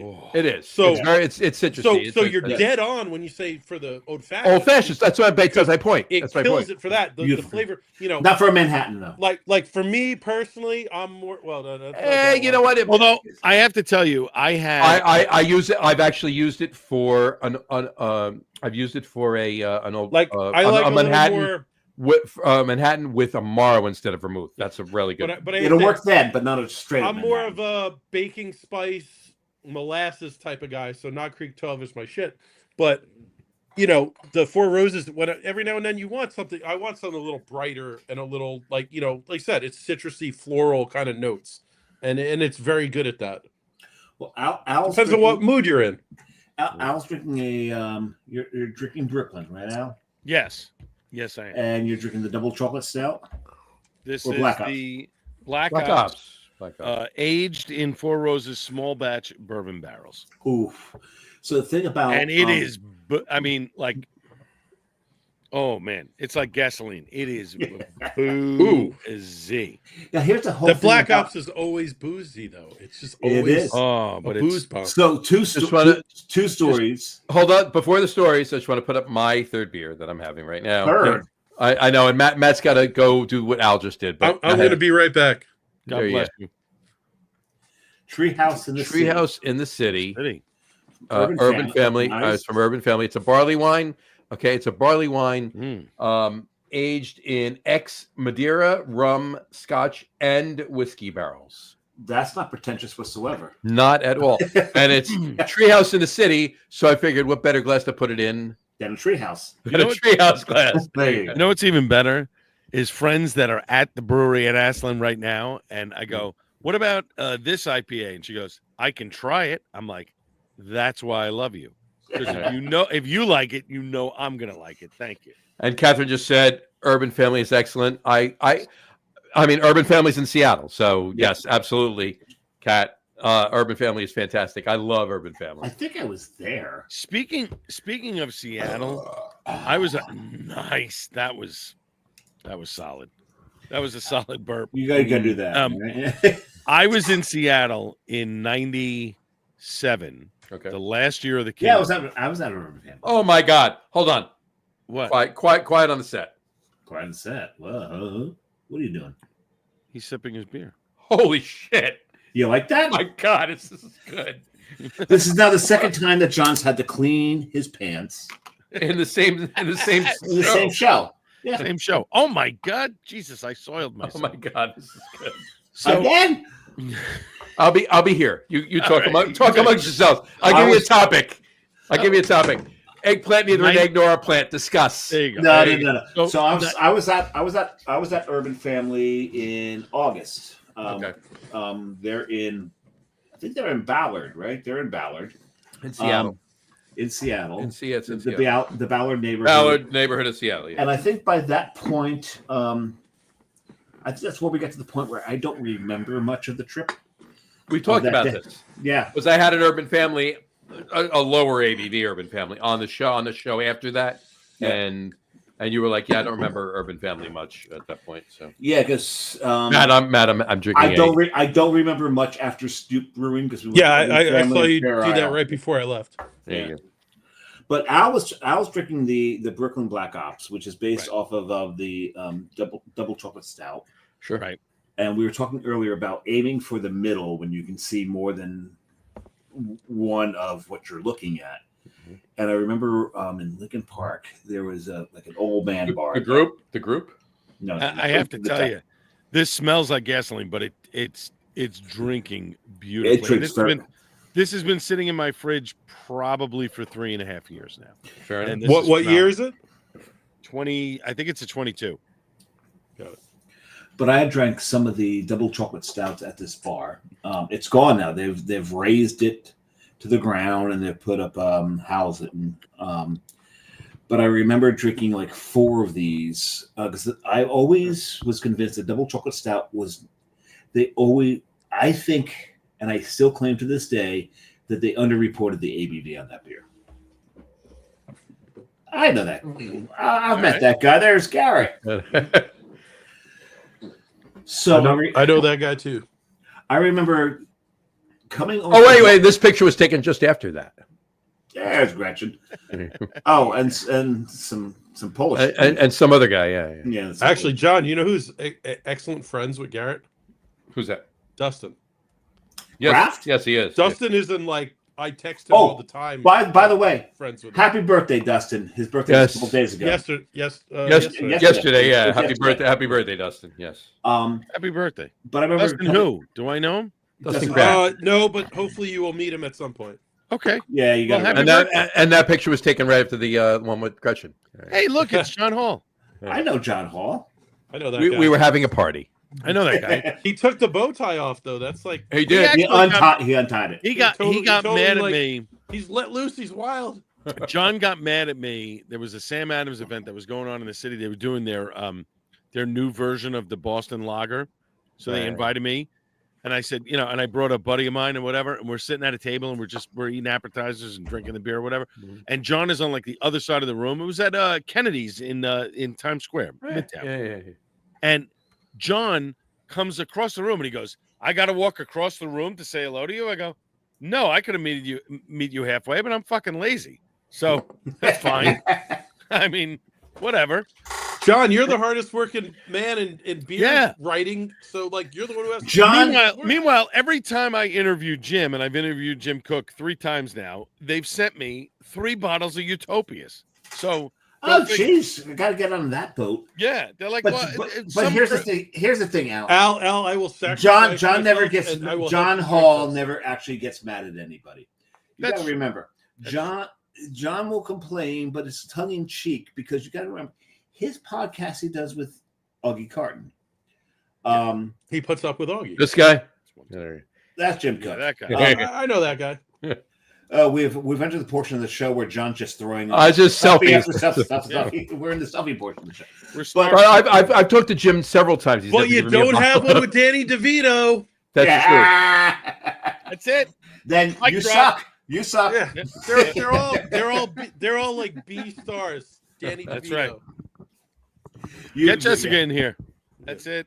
Yeah, your Mic drop. partner has outdone you, John. You're That's true. just She has. all your game is so weak. Matt, I'll It tell is. you what. If you come to the bottle share, in the middle of Oh, January, I forgot about that, but yeah, I got to come to that. then I'm gonna bring the bottle of Utopias. How's that? Oh, we now have incentive. But now hold on. I have a picture of Wait a me second. with somebody that was on a show with Danny DeVito's ex-wife. There you go. That's Oh. okay. There you go. Kelsey Grammer looks Hey, terrible in John, that can picture. you please put your phone down? I will. There you go. Really? Just Hey, stop. hey! Let the man. His phone is actually working for 5 minutes. Let him fucking flaunt it as much as he can. He's 100% right. Let it go. He's right there. I'm waiting for the moment where he's like, "Wait, I'll say this one." Oh, god damn it! My phone just blew up. Oh my god! Forget It needs to update and slow down my Wi-Fi. In my phone, it actually changed your name, Matt. It actually changed you to Matt B, and it changed Matt B to Matt Potenski.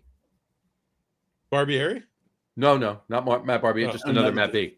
Another Oh. Matt. Yeah, That's an account, one of our accounts, but it just switched it. So all your numbers are on his name, and all of his numbers are on your name. Well, since Matt Barbieri started hanging pictures for the IT company before I did, he's Matt at Eagle IT, and I had to get M Potenski at Eagle IT.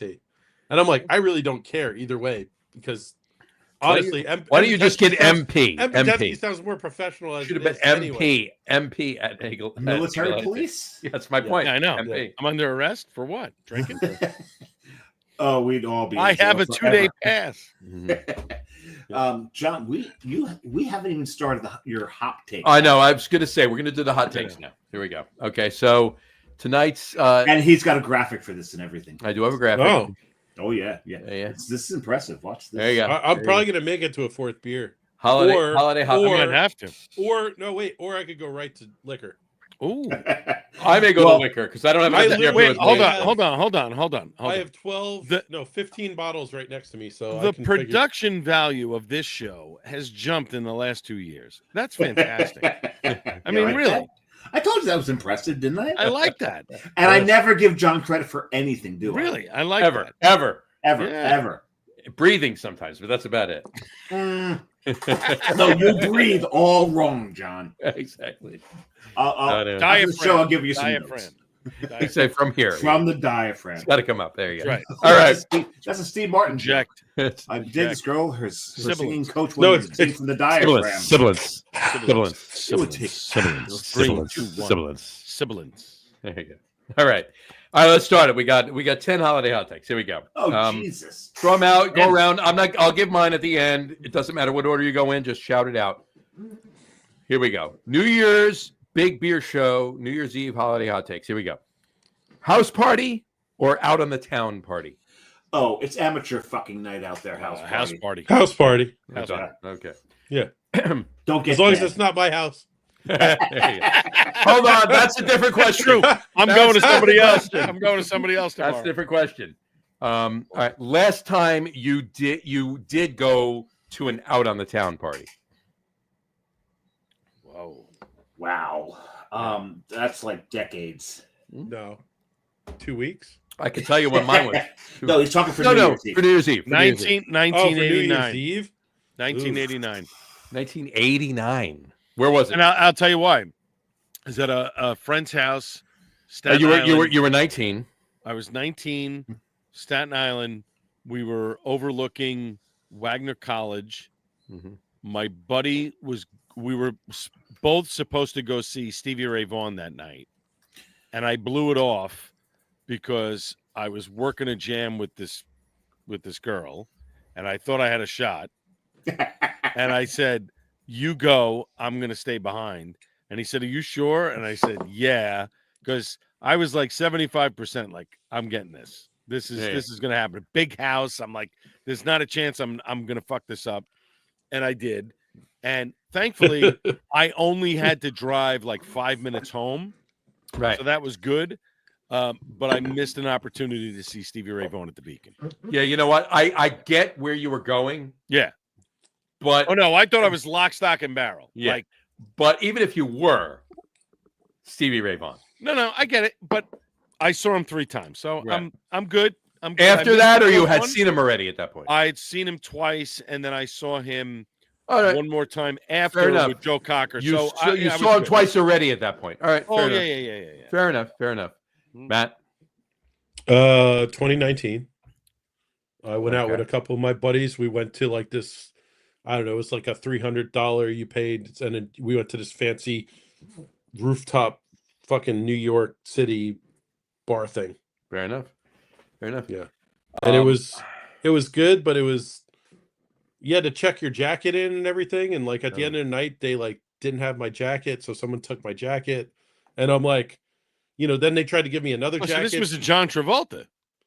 They tried. This wait, was wait, Get no, Shorty. They tried to give me another jacket. but Shorty, it was yeah. like, it was like Yeah, a this medium. was Bones. Yeah, This It was, was you like know, a medium, and I'm like, it doesn't fit. So I literally I was just drunk enough that I just basically shoved my way back in the thing, and I found a jacket that was my size, and I put it on, and I walked out with it, and I still have that jacket. There you go. There you go. There you go. Because to be fair, the guy who walked out with my jacket was probably the guy whose jacket that was. That makes sense. We had the 2 biggest jackets in the whole. That makes family. that's sense. a swap, Yeah, yeah, that makes sense. So I was like, You that's a swapped. fair swap, and I don't feel bad about but it. he didn't have your car keys or anything. No, I didn't have any. I left my car. I went to my buddies up in North Jersey. We took the train in, and it sucked because we had to take the train back. So like we got like the last train at we missed the last train. We had to wait like Clarksville? 2 hours till like the 5 a.m. train, Ugh. and then like we were literally walking from the train station back to his house. Like it was light out. Oh, And we all went, and I passed out on a couch. I slept for like 12 hours, and like There you go. woke up, and it was already afternoon on on January 1st. On January 3rd. Yeah. No, it was. I mean, it was a mess, but it was a good night. We met a bunch of these Australian broads, and like we Nice. talked, like we met all Nice. these people. It was crazy. Shrimp but on the Barbie. It was all. Exactly. Dave. Broads. You're- That's they were The broads. There you go. yeah, my broads. one buddy didn't. Broads. A couple of broads. Yeah, whatever. There you go. My Dave, jersey's showing. there you go. Dave, your last time you went to an out on the town party for New Year's Eve? Last time I went out to Poor Henry's for New Oh, Year's. I thought you were gonna say I was wearing a John Travolta white like suit and. No, I was wearing a gorilla suit. A gorilla suit. And he was on an Amtrak train going to Philly. No, I was in the last train Clarksville. No. Happy New Year! No, it was Poor Henry's, Ah, the monkeys. and I was like one of like 8 people there. He was Jim Belushi. There you go. That's it. It's like I'm just gonna go home. There you go. It was really quiet. Poor Henry's, they're gone now. COVID killed them. Yeah. They had one of the coolest beer lists because the guy who curated their beer list, a friend of most of ours, he liked sours and he liked weird sours. And so you got some really strange stuff. It was probably the last time I ever had a Lichtenheiner. Was it? Lichtenheiner. Wow. Yeah. There you go. That's a very God. I love that style. Love that style of beer. It smells like someone had poured an Italian deli into a beer and soured it. Yeah. Because it's meaty, it's cheesy, but it's also sour. And I haven't had enough of those in my There you life. I need more of those. I'll tell you mine. But first of all, I'm house party. I forgot to mention that before. 100% house party, right? Yeah. But the first 3 years that Jess and I were down here in Belmar, as far as this question goes, The Jets and you or Jess and the you? Jess and me, that Jess and The Jess, okay. Oh, I that thought it was Jess and I. Meet George Jetson. Me, George, Jess, his boy Elroy, daughter Jane Judy, and Judy. Jane, Jane, his his wife. wife. Why is his wife after the 2 kids? I know. Well, did you ever see the Family Guy one where they go Jay and his wife, and it's like he's holding out the money and she takes his whole wallet? You see the Family Guy one where to go back in time,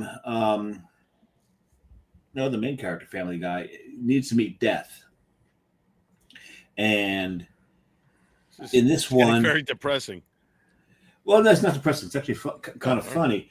Where Jane goes to take his wallet, he goes, "Oh no, not this time!" And he checks her out the bottom. She lands on the sidewalk, dead. Death shows up, and Peter Griffin is like, "Oh, here you are again," and he gets to go back in time and fix things with his wife. So there's a happy ending to it. Okay, we assume. Anyway, so my point. There you go. Oh, you had a point. Sorry. Well, I was in the middle of my conversation, but anyway. No, so the first 3 years that Jeff and I were down here at the shore, down the shore, right? What? We went to Marina Grill over here on... That's your daughter's name. She has her own grill? She has her own grill, yeah. On the Shark River. Here we go. We're getting there. We're getting there, folks. We're getting there. There we go. I like part of that. I'm gonna derail him like two or three more times. In any event, we did. We rang in the new year at Marina Grill. That was the last time we went. 2019 was the last year we went, and then after that it was house parties, back to house parties, which I'm fine with. I prefer house parties, but which we didn't know a lot of people when we moved down here. Everybody we knew was up north. We weren't going to drive to party except for Danny DeVito, right? Of course.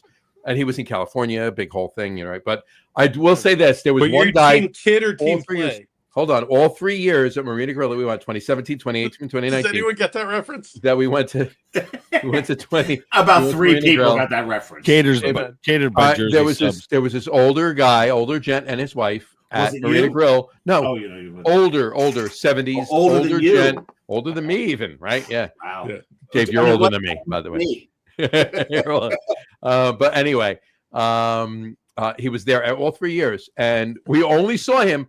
Clearly, he was local, right? Because he was there all 3 years, but we've never seen him anywhere else other than at Marina Grill on New Year's Eve, those 3 years. But I will point this out because this is a picture of him. Oh, here comes another fucking selfie. No, I have to show you, though. Does he remind you of anyone? Einstein. We were partying with Albert Einstein that night. So this has appeared on the show a few times. We've talked about this is the second time we showed on the show. I know it's all relative if you see it or not. I saw what you did there. There you go. All right, let's move on to the next one. Here we go. For a house party, at your house or somebody else's house? Mine. I don't want to be on the fucking roads. Mine. Always want to do mine. I'll go to somebody else's house gladly. I prefer mine. Go ahead. I actually go to a friend's house. You guys have met. Rob. Oh, wait a second. You have friends? He has a lot of friends. What's I'm actually friends with some of his friends. Wait a second. My wife made the crack tonight. Al. What? I do. I have friends. What's it like to have friends? Yeah. That's why he said that. He was jealous. Wait. It's wonderful. It's a great thing. My wife actually. I hope one day to experience this. Yeah. My wife actually said in therapy tonight. She goes, "In there." She's hopefully all the way up on the 3rd floor. If she's not, I'm fucked. But anyway, she said to the therapist tonight. She goes, "We're going to a New Year's Eve party tomorrow night. My husband could talk for 5 hours in the room. He knows everybody. He could go on and on and on." I go, "Because I love people." Yeah. That's how I am. And I hate gatherings. Is that the trick to actually like people? There you go. You got to actually like who they are. So to answer the question, no, your house or somebody else's? Oh no, somebody else's. I don't. I like to entertain, but I'm not crazy about the whole cleanup and whatever. And my wife is not a big entertainer, so I'd rather go someplace else. So for the last 7 or 8. 10 New Years, whatever. Well, because we've gone to a friend's control when the goodbye is, though, too. Well, that's true, but because like, our friends, we're not literally Southern. We're not Southern. We can't do the and slap our legs and everyone knows the cue to leave. Like you have to physically throw someone out of your house. Right. That's actually Midwestern. But our friend, literally, it's very Southern. Actually, maybe both. Yeah. But our friend literally lives 5 minutes from where we live, so it's like. Oh, you can You walk know, to it or Yeah, drive? 5 minutes well, walking? we drive. No. 5 minutes driving, probably 25 walking if we had to. But we go, we hang, Yeah. we drink. Al's not A little walking. after midnight, boom.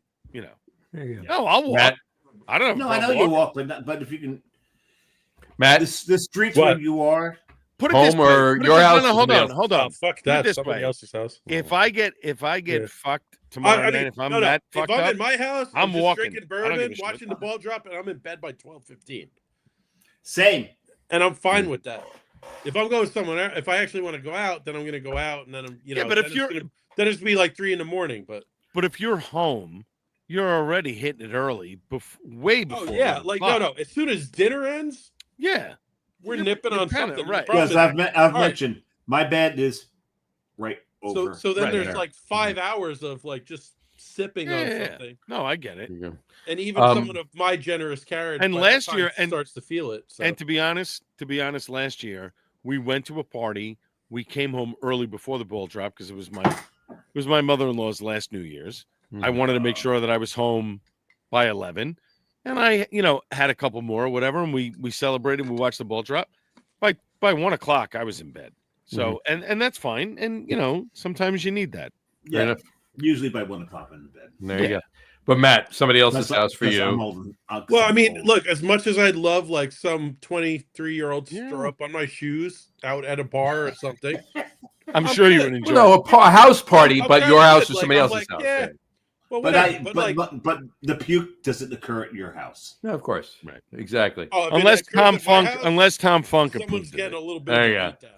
Right, That raised- Matt. Unless Tom Funk approved it, then it's fine. Then it's All fine. Got Reyes left, and Brian Boak Well, said Tom his, Funk is the Sayreville guy. We go way back. So That's right.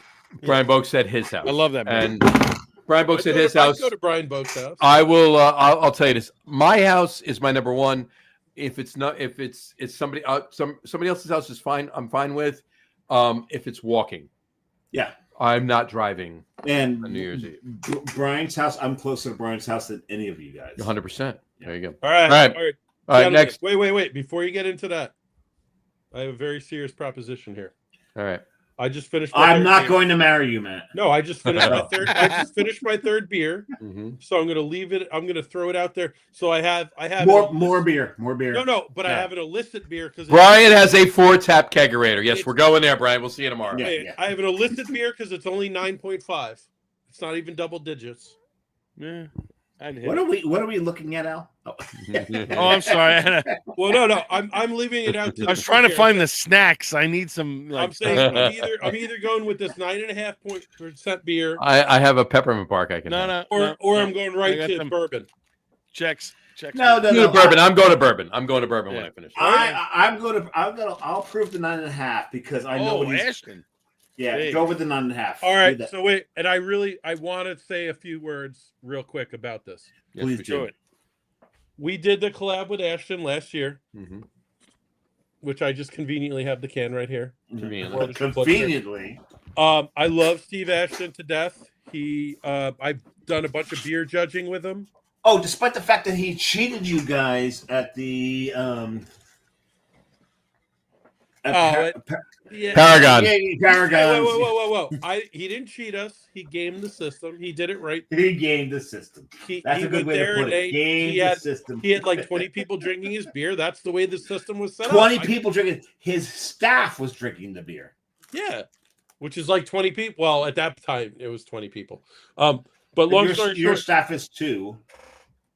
No, we have more than 2, but yeah, we have like 5. 5. I was helping. So If you count West, West is like 6. So Count Wes at 6. Yeah. he's at least 5.5. There you go. He can't drink that much before he's completely useless. But I love him, so he's a good buddy of mine. Anyway, long story short is so Really? obviously like Ashton closed yesterday. They closed for good. John and I went there Friday night.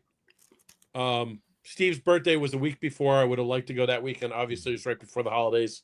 Terrible weekend in terms of scheduling. I had family in town from Boston, all kinds of shit going on. But I'm glad we got there. And so the funny thing is, I walk in, and the first beer I had was he gave me the Ship of Fools. So it's a rye barrel aged Baltic porter. So good. One of my Delicious. favorite styles. Fantastic. And actually, so you can have a bourbon barrel aged Baltic Porter and it'll be good, but the rye is way better because a Baltic Porter is still a lager. It's still supposed to be a little bit dry in the finish, so the rye is the perfect choice. 100%. And this beer is fantastic.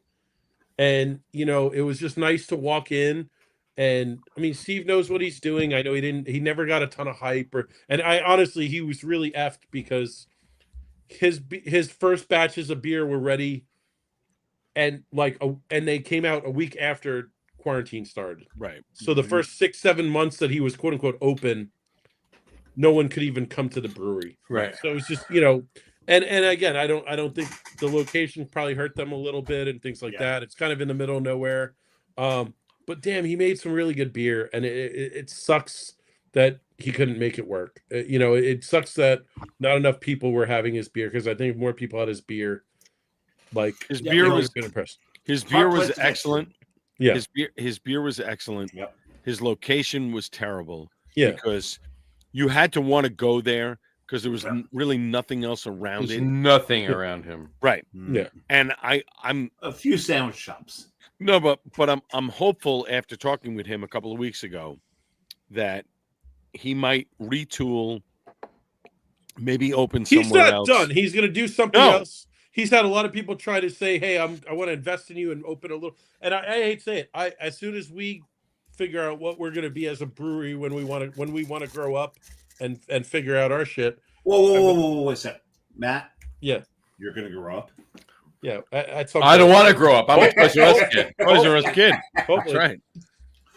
I can't. I mean, at the point I can't see a world where Matt Potenski has grown up, and I don't want a world. But at the point where we figure out, we obviously want to have him in, and we're going to do another beer with him because first of all, that World Is Your Cloister is a great beer. Fantastic beer. It was a great beer when it came out, honestly. And hold on one second. And Brian just posted he has 2 of those cans too. It is drinking so amazing right now. Like the raisin and the currant are just exploding out of that beer right now. The sad part of all of this is that Steve is a phenomenal brewer. Yes. Yeah. And really knows his shit. He's the highest rated certified beer judge in the state. Without a doubt. He knows exactly what every style needs to taste like.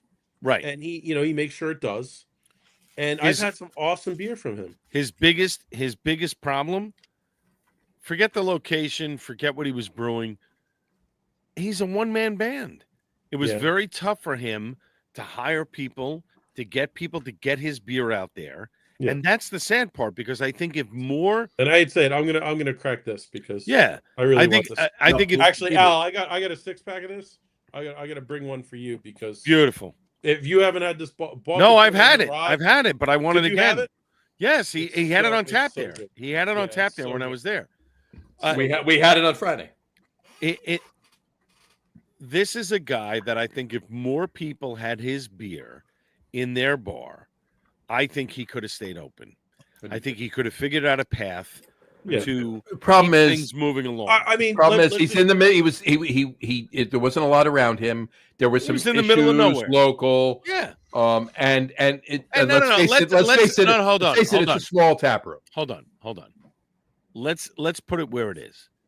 The pub across the street, Ellery's Pub, fucked him big time. They didn't want him there. They didn't want him there. They didn't want him there. They didn't want him there.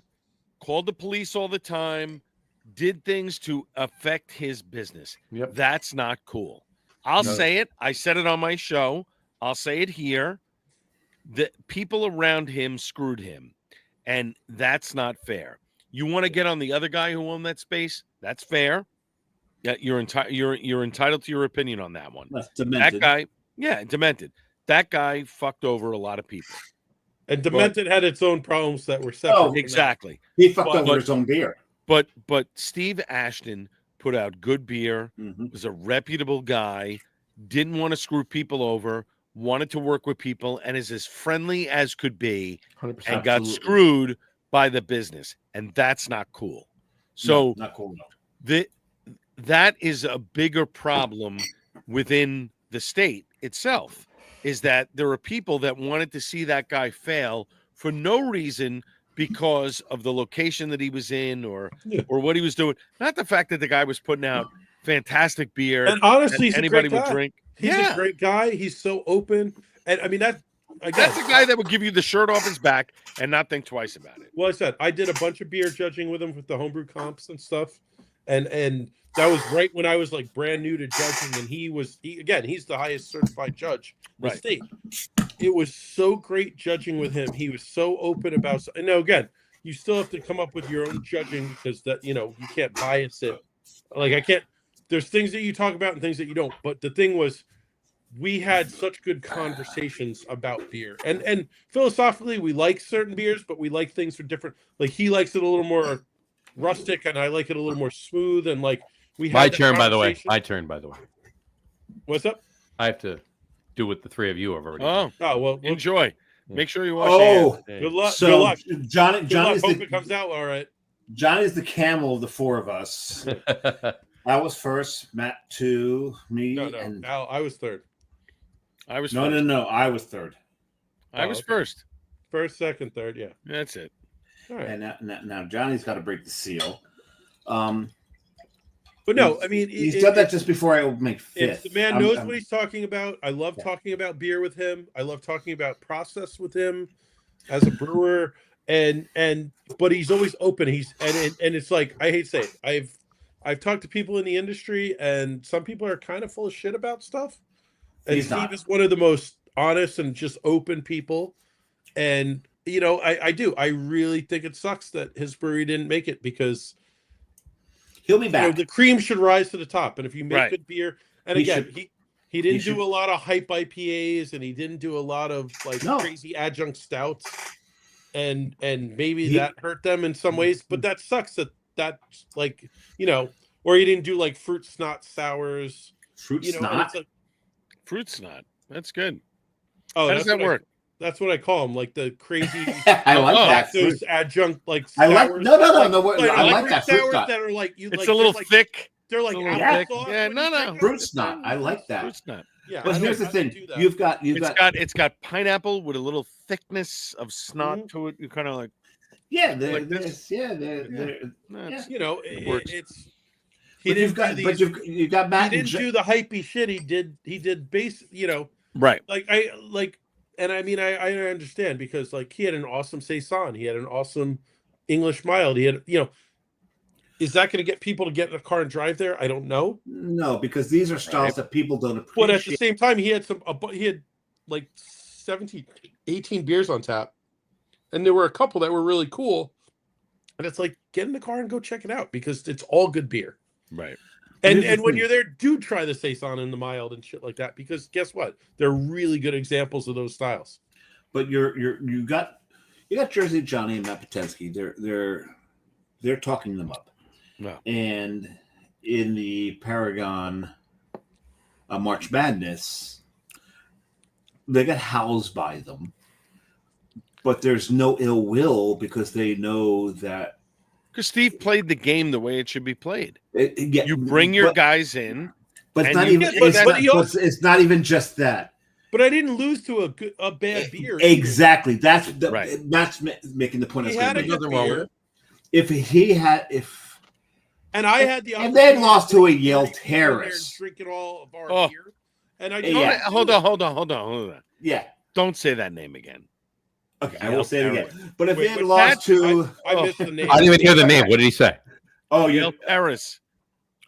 Oh, I can't say it again. He did. But if you had lost to that particular brewery, then we've got a problem. Yeah. But you and Matt are lauding a brewery that beat you. And I thought it was funny. I busted his balls over it. I sent him a text, and I was like, "You should have." I was like, "Oh shit! I should have brought 30 people to drink my beer." And Exactly. And he goes, "Guilty," but, and I'm like, no, dude. Honestly, congratulations.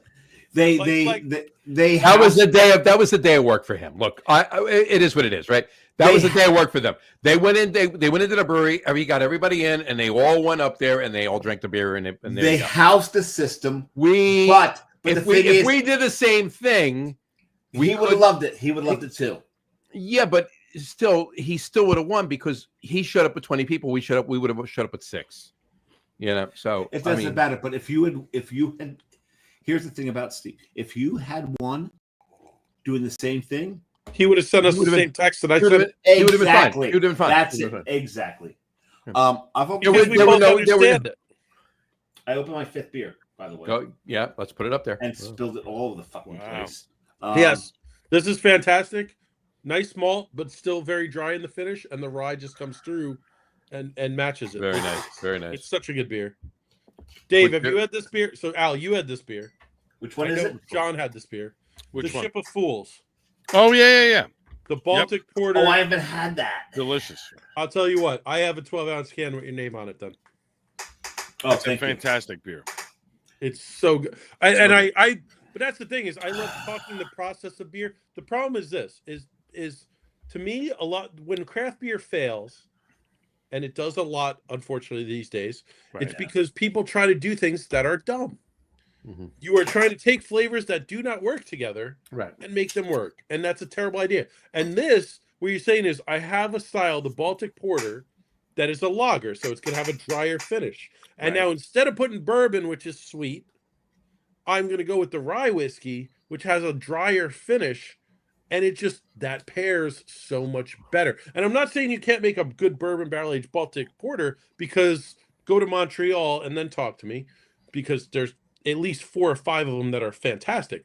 But to the natural inclination of the way this beer sits, that's the way to do it.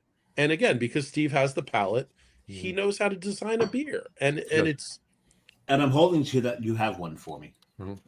All right, well, I have 5 left, so I think I can keep one with your name on. Couple of comments we got. Brian Boak said San Francisco 21, Lions 13. Oh, you can't really see it here, and that's intentional because I really can't play it, but I can see it. Please tell me Sam Darnold is going to have the number 1 seed in the. Well, if the Lions lose tonight, Sam Darnold will have the number 1 seed. That's what I'm saying. It's not even halftime yet. It's not even halftime yet. And then Cat Reyes said, "Thanks for drinking one for me. You got one. We drank like 13 for you, whatever. We drank like 2.5 for you. So all right. So next holiday hot take. We're still in the middle of this, dude. Guys. Oh, what is it? I got my 5th open. Oh yeah, what is it? Oh, Jesus. I know what it is, but Jesus has nothing to do with it. Christmas bomb. It's no, he's not drinking an evil twin. He's not drinking Jesus. This is the barrel aged one. So I'm not gonna lie, I pissed off my parents, but one year I put an even more Jesus from Evil Twin in the manger scene and took a picture of it. That's beautiful. And I was like, Nativity. That works. Well, what I like about this is, because we know that bomb is kind of a bit on the sweet side. You barrel age it, it cuts into that sweetness a little bit, but it's still bomb. It still has all the characters of bomb. Dave, did you ever have the Deconstructed Bomb series? I have not. That was so good. That was the most. All right, so if anyone who doesn't know, explain it. Okay, so Prairie Artisan Bomb it's coffee, vanilla, chocolate, and pepper. So they did a deconstructed not peppers and black pepper, chili, chili peppers. So they did a deconstructed bomb set. So what it was is it was 5 bottles. It was a bottle of bomb. It was the same stout, but with only the singular elements. Then it was only the vanilla, only the coffee, and only the chili peppers. Oh, Jesus. And it was, and they released it. So you had the Prairie Bomb, and then the B, the O, the M, and the B. And if you have that, and you have to sit down and you probably need a couple people because you want to share it. Yeah. But you want to sit down and have the whole set. Yeah, for this show's sake, and you do all 4 individual. This show we need to be. We should need to get together to have this, right? Yeah, and then you do the bomb last. But it is such a cool experience, and Prairie knocked that out of the park. It is such a cool idea that they did that. It was pretty cool. Prairie was the brewery that actually did. So there's many breweries that did the single hop series, right? Prairie was a brewery that did the different Brett, Single adjunct. not single adjunct, but single Bretts. Oh, okay. Yeah. Remember that series? Yeah. Where I Brett only had A, one. Brett B, Brett C, Brett D. Where you could Brett, taste. single breasts or single breasts? Okay, so you just there's like well, you just aroused Al. Oh, right. Al. That's what I said. Right. Al is just like, Hey, Al, if nobody's seen it so far, what does your hat say? I love titties and beer and Christmas beer. yeah, but you what you just said. that's very festive. Al, do you need a minute by yourself? What? Do you need a minute by yourself? No, he's No, fine. I'm It good. wasn't that much. Oh no. Well, Okay. well, Catherine just said there. I bet there were folks blending those, but that was the whole point. The whole point of the set was not to blend it. You had the main beer. To You had the Bring it blend, and then you had all five of one. them. So you had basically it's a beer with 4 adjuncts. So you had the beer with all of them in it, and then you had an individual stout with each individual adjunct in it. So you could taste each element of the beer and then taste them all together cohesively with a bottle of bomb. Deconstruction. It was called Deconstructed Bomb, and it was a box set. All right. And it was awesome. All right, moving on. Did it come to the glass? There you go. I Moving on didn't to the get a next glass one. with it. I only got the bottles, but All right, moving on to the next one. We got. All right, for New Year's Eve. All right, I'm frozen for some reason. Can you see? Oh, there you go. No, you're not. you're frozen. Oh, now you're frozen. I was now I'm Now it frozen. is. Yeah, now it I'm is. frozen. Yeah, I was frozen. Now I'm not. But But we anyway, can hear you. can you hear me? You can hear me. Yeah. That's a good I thing. can It still doesn't hear matter. you. Visually, Fine. you're frozen. Visually, it doesn't matter. That's fine. Al was faking being frozen. And we're all gonna Al. fix. We're gonna all fix frozen. Yeah. Anyway, We're on a Vogue. Vogue. Anyway, all right. For New Year's Eve parties, wherever you are, finger foods or dinner? You're having Finger dinner. foods. Well, finger foods. Come on. All right. Come on. Me? None of this fucking formal dinner shit. I No, just no. want to know. I don't want to sit All right, down. folks. Can We're I on. just can I say both? We're on at least 3. Can I so- say both? No. Big engine. This engine needs fuel, baby. I got that engine needs I fuel. gotta eat the Well, finger foods, then have dinner, and then still go back to the finger foods. That's it. Matt that's needs- what I do too. I have finger foods dinner and then finger foods. That's Matt right. needs pierogies. There you go. Yeah. All right. On Constant New Year's pierogies. Eve, all right. What's your usual New Year's Eve drink of choice? Champagne. Yeah. No. All night. I don't mean at midnight. I mean all night. What is your New Year's Eve drink? You know of what? choice? Whatever, for me at least, whatever the party that I go to, whatever Oh, they put in front fuck of me. you, Matt. Wow. Okay, Ross there's- Zacapa 23. There's only one way you could get worse. That would be the Centenario. Yeah, The that's Centenario is about $100 a bottle now. and it's very good, but it's still like for $45. That is the best bottle of alcohol that I can buy for $45. So- hands down. So, In my so Matt, there was a guy who used to work for me. Yeah. He was from Guatemala. Mhm. He owned a sugar He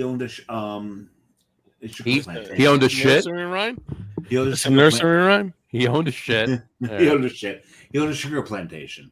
Oh, He supplied In Hawaii or South America? Guatemala.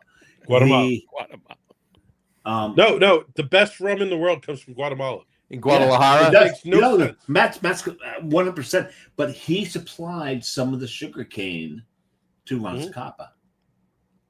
To Las And Capas. so when he worked for me every year for Christmas, he'd give me a bottle of the Centenario. If you have any of that left, I would be happy to have one with you. I bet you would. It's all gone. All right, I got a couple. We got a can't couple of blame you for comments. that. I want to keep on top of this. We had a couple of comments. Brian Boak said finger foods, so he agreed with us with finger right. foods. Yeah. And he also said what his normal Thank drink you is for high ABV beers. That's what he said. There's no surprise there. Yeah, we know There you Brian. go. And Kat Reyes said regret. She drinks regret. There you go. Really? Don't have No. any regrets. No, Why? No, she. I don't. She didn't say she had regrets. Wait, She drinks. but she regrets. needs to come drink with us, and then she'll be drinking better. Right. There you go. There you go. All right. I almost get her comment because some of the other things she said on her show before with when she drinks, where she goes. There you go. But we'll leave it at that. So wait, I'm gonna rewind to 2018 in Cartagena, Colombia. So we went to in Cartagena, Colombia. There is this really, really famous Cocaine bar. Notice how it all goes back to Colombia. It's all Colombian. Yes, It's all ball bearings these days. It's all ball bearings these days. That's right. There's this really famous Salsa. Salsa. First of all, I took. What? Wait a second. The I stuff took you put your salsa chips lessons in into while you California. dance to. I took salsa lessons in Cali, Colombia, and honestly, they said Not it was salsa, good. Sosa. Salsa. Salsa. He took lessons with tomatillos and cilantro. No. They said I was one of the best students they had, considering I was 6'4" and white. Considering there was a caveat. I love that. Wait, I went with four. You I went tall. You with tall four for other Mexican. guys, and they were like, "You are way better than these guys," and I'm like, "Sweet." So anyway, we were in Cartagena, and we went to the salsa club, and they have a full band with horns and everything playing shit, and I'm doing my thing. I'm doing the salsa, and that whole bar is sponsored by Ron Zacapa. Like the bouncers have shirts on that say the name of the bar on this like side of the shirt, and this Ron titty, Zacapa on and this Ron's side. top on the other titty. Like Okay. DJs or bar A and Belmar. And you're like, how is the like most famous bar in Cartagena, Colombia, sponsored by this rum from this shitty little place in Guatemala? Why? Because it's the best fucking rum in best the world. fucking rum in the world. Yeah, That's why 100%. people understand that. There you go. And when I came across the Centenario was $45 a bottle. It's now $100 a bottle. Yeah, I was gonna say, when was that? That was way before my time. Oh, I've way. never- Cat just said, I have bet they never say seen- that all the I white have dudes never dancing seen other salsa. than over $100. No, The 23 is $45. That's great, Cat. And that's actually a deal, though. No, I have been drinking that for a very long time. My favorite rum on the planet. It's Tell Catherine Reyes that I went to a salsa club in Cali, Colombia, and I held my own. And he held his own. yeah, but she's right. He didn't dance at all, but he held his own. No. I was out there in the middle of the floor. But her point And I is, actually had my buddy Diego, who was our local guy. There you go. He brought like 5 girls, and they were all like, they were fighting to dance with me There you go. because And- the other 3 guys that came on the trip with me, they were useless.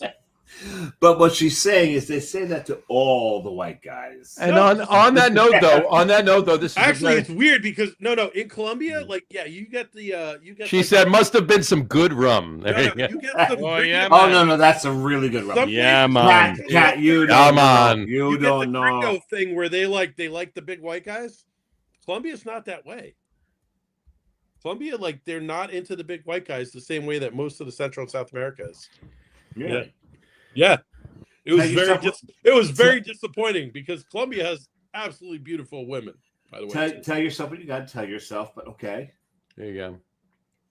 I think Al has Yeah. broken the seal, and this is his second trip. Oh, he just He he's gone. He froze and then No. We have something in the private chat here that he's off the pee again. All right, let's tell Off Catherine the Reyes. pin. Catherine Reyes, you need to come out and drink with us, and I will bring some Ron Zacapa 23 because you need to try it. 100%. Okay, so what I'm hearing here is, Kat, Matt don't love you enough to bring you the best Ron Zacapa. He's bringing you the second best Ron Zacapa. There you go. Yeah, but you know what? Not a ton of people drink Sanitario. Centenario is. I will not drink Ron Zacapa. Sanitario or Centenario? Relax. Yeah, Sanitario sounds like it's a. Sanitarium. No, I was thinking like it's like there's a water treatment plant or something. Oh, that too. Yeah.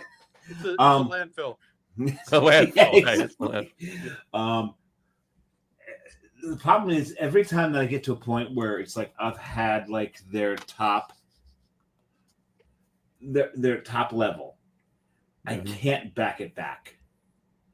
Right. And Matt, you know what I'm talking about, right? Well, You've Dave, my only argument is this: is Ronzagop 23 is the best rum because the price to taste, price to quality is the problem is if through you get the roof. if you get into Sanitario, like I hate to tell you this, but I've had some Appleton like rums that do not leave like Cayman or Jamaica. I've had a 50-year Appleton rum. Oh, that's a Sanitario is not even in the same ballpark as that. And that's the only reason I but it's a 50. That's the only reason I like. That's not fair. 23 for me for $45. That thing like poops on just about everything for that price. So you're talking bang for the buck. Hold on. It doesn't shit on everything. I called this Matt, shit poops. Matt, we're allowed to curse on the show. You're aware of this, right? He was being nice. He was being nice. What is that? No, I did it to make an emphasis to the point. There you go. Well, anyone could say it shits on it. I said it poops on it. There you go. With fervor. Yeah. There you go. Fervor. Yeah. with Tommy Cullitz. With fervor. With fervor.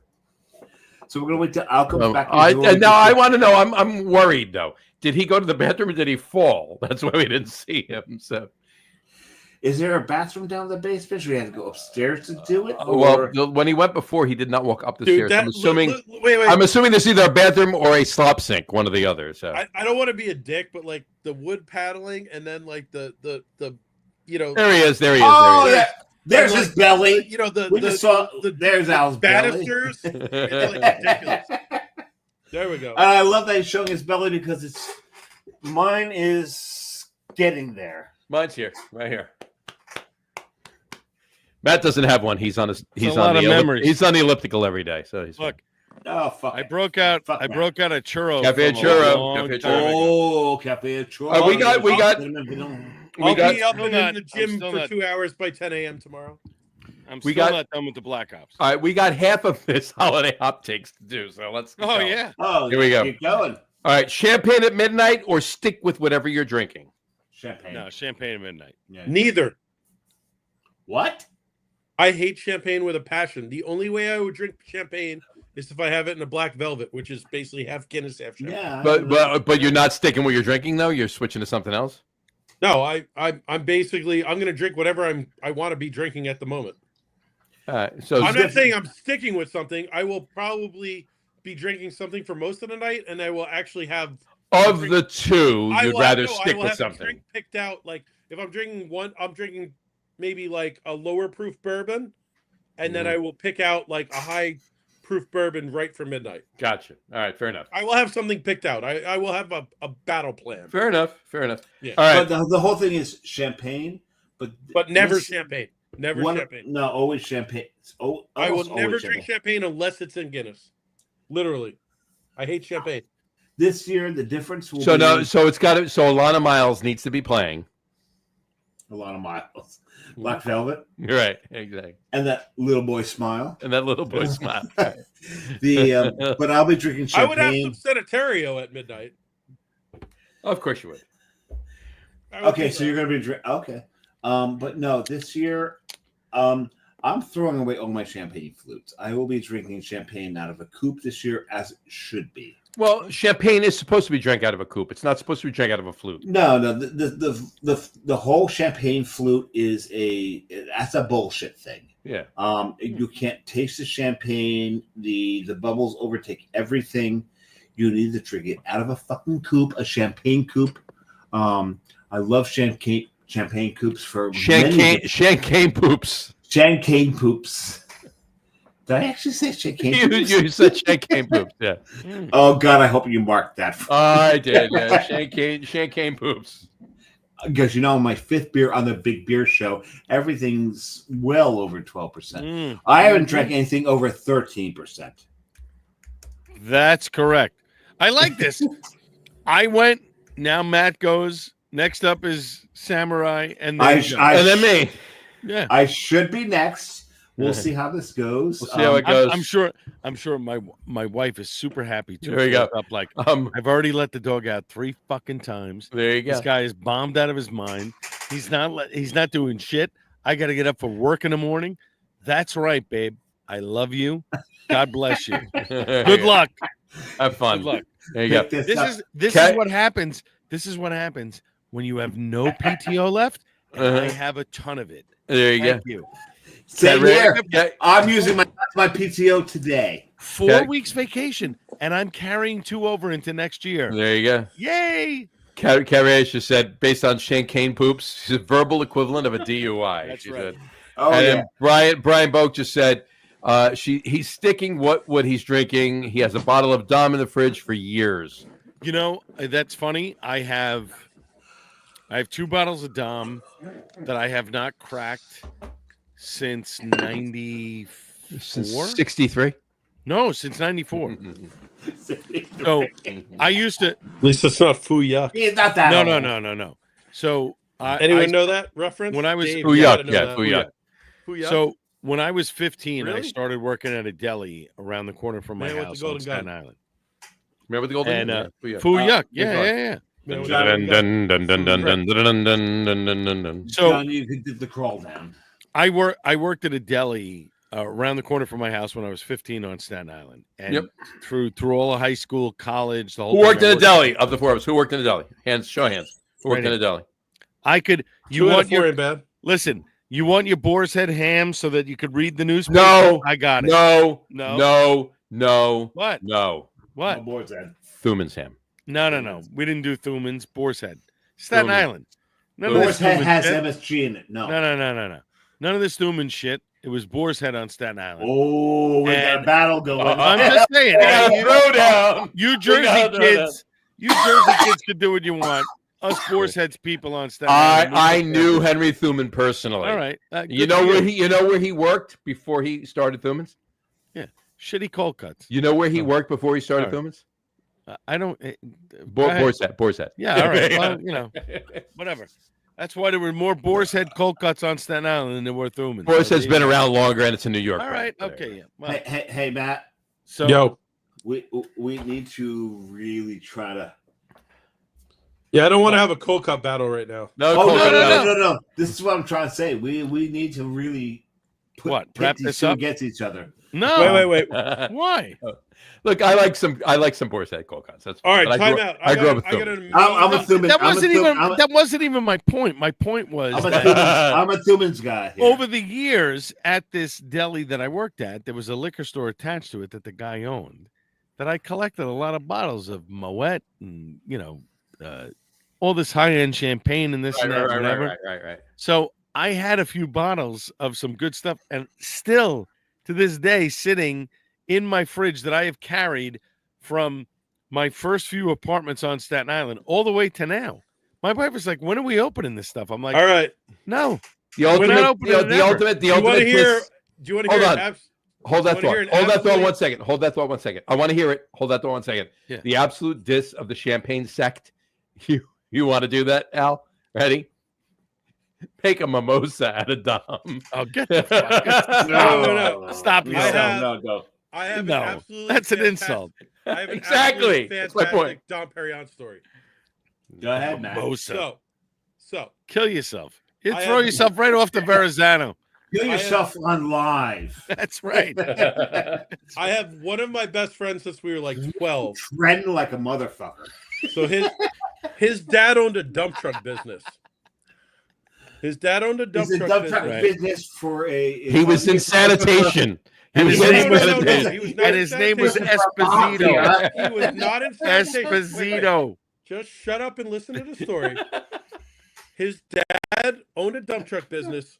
I saw the guy have actual sleeves on his shirt about twice in my life. He had sleeves?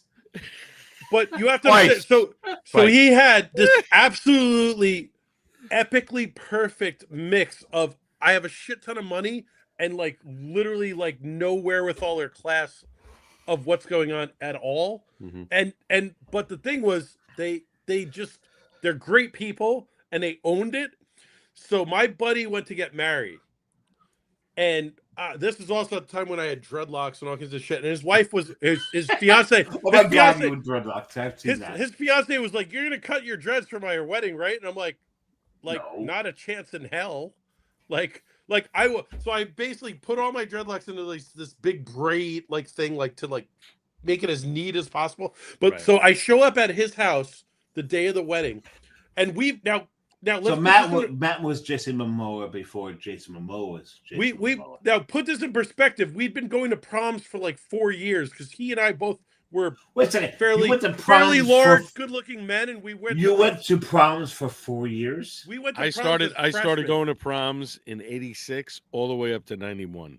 So I Yeah. get Matt. Yeah. Oh, so you went No. 5 years. Oh, we yeah, went yeah, to yeah. the senior I went to prom prom as once. freshmen. I'm right? not as good looking, I guess. No, But they the were funny ga- thing is, I show up at his house. His mom runs over to me and goes, "Matt, thank God you're here. Nobody knows how to put a tuxedo on." And I'm like, "We've How to put a literally been to tuxedo on. 4 proms in the last 4 Oh. years. Like, what the fuck is wrong?" Okay, So so I'm gonna say right now, Mhm. Matt Potenski for the next James Bond.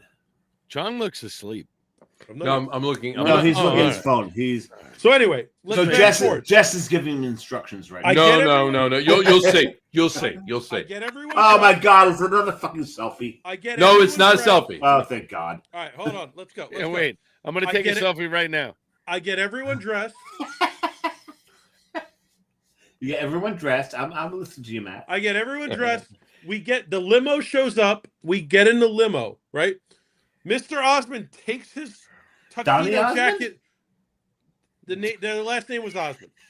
He takes his tuxedo jacket off. He has a tuxedo shirt and a bow tie and the cummerbund, and he has a shirt with no sleeves on. And I'm Nice. dying.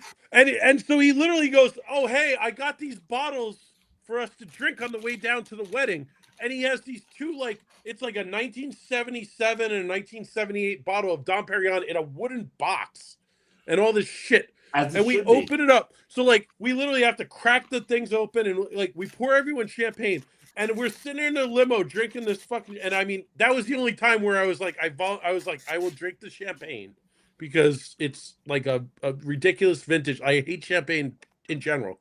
But at one point, I turned in the middle of the limo and I looked at Mr. Osmond. He was sipping on a 1977 Dom Perignon champagne out of a flute and eating a bag of fucking Cheetos.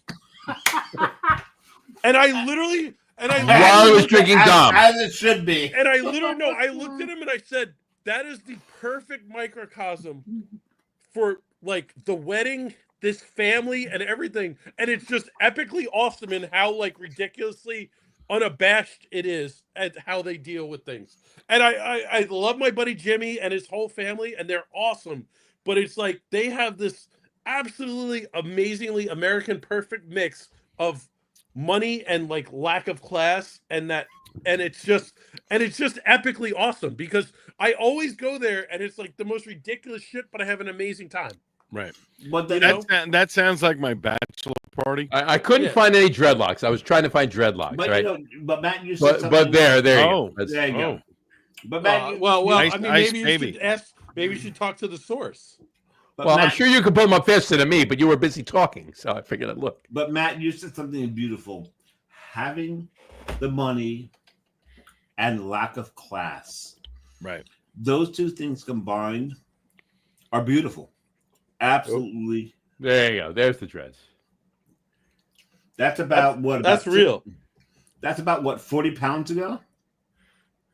Wow. Pounds, years. Probably whatever you about like. probably about 80 pounds ago. I was being. But that sounds like That my was bachelor that's party. 2005, by the way. So that Well, was remember- almost 20 years ago. So- Muscle weighs more than fat.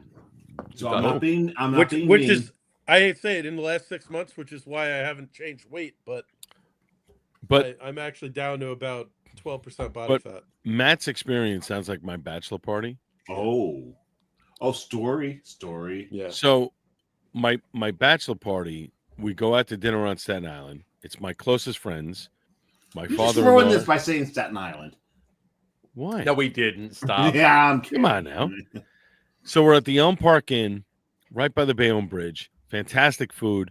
It's my dad, my two stepbrothers, my father-in-law, his 2 sons, some of my best friends in the entire world that I've grown up with. We have a great dinner, and that's all I want. I've been to titty bars left and right, this and that. I don't want any of that, right? Yeah, oh yeah. So we finish up the dinner. My dad and my 2 stepbrothers are like, all right, we're going home. We'll see you in a couple of weeks. This and that. Okay, yeah, great. Whatever, they leave. My father-in-law looks at me and he goes, all right, where are we going for the women? I go, what are you talking about? He goes, where are the white women at? yeah, Where the white women at? I swear to God. He goes, where are we going? I go, well, we got the limo till midnight. He goes, I'll be right back. He walks out to the limo driver, spends about 5 minutes in conversation. He goes, all right, we got the limo till 6 a.m. Where are we going? I said, where do you want to go? He goes, we're going to Manhattan. I go, okay. And where? And he goes, what's the best titty bar? I go, Scores. no. I go, Flash Dancers, Midtown. He goes, let's go. Yeah. All right. So now we I've get into been the there. limo. We go. Now, it's 2 guys that I grew up with, not Mark, but 2 of my other buddies that I grew up with. We're in the limo on the way to Flash Dances, and they're both like, what the fuck is going on? I'm like, sit back and enjoy the ride. It's all good. We get there. We go in.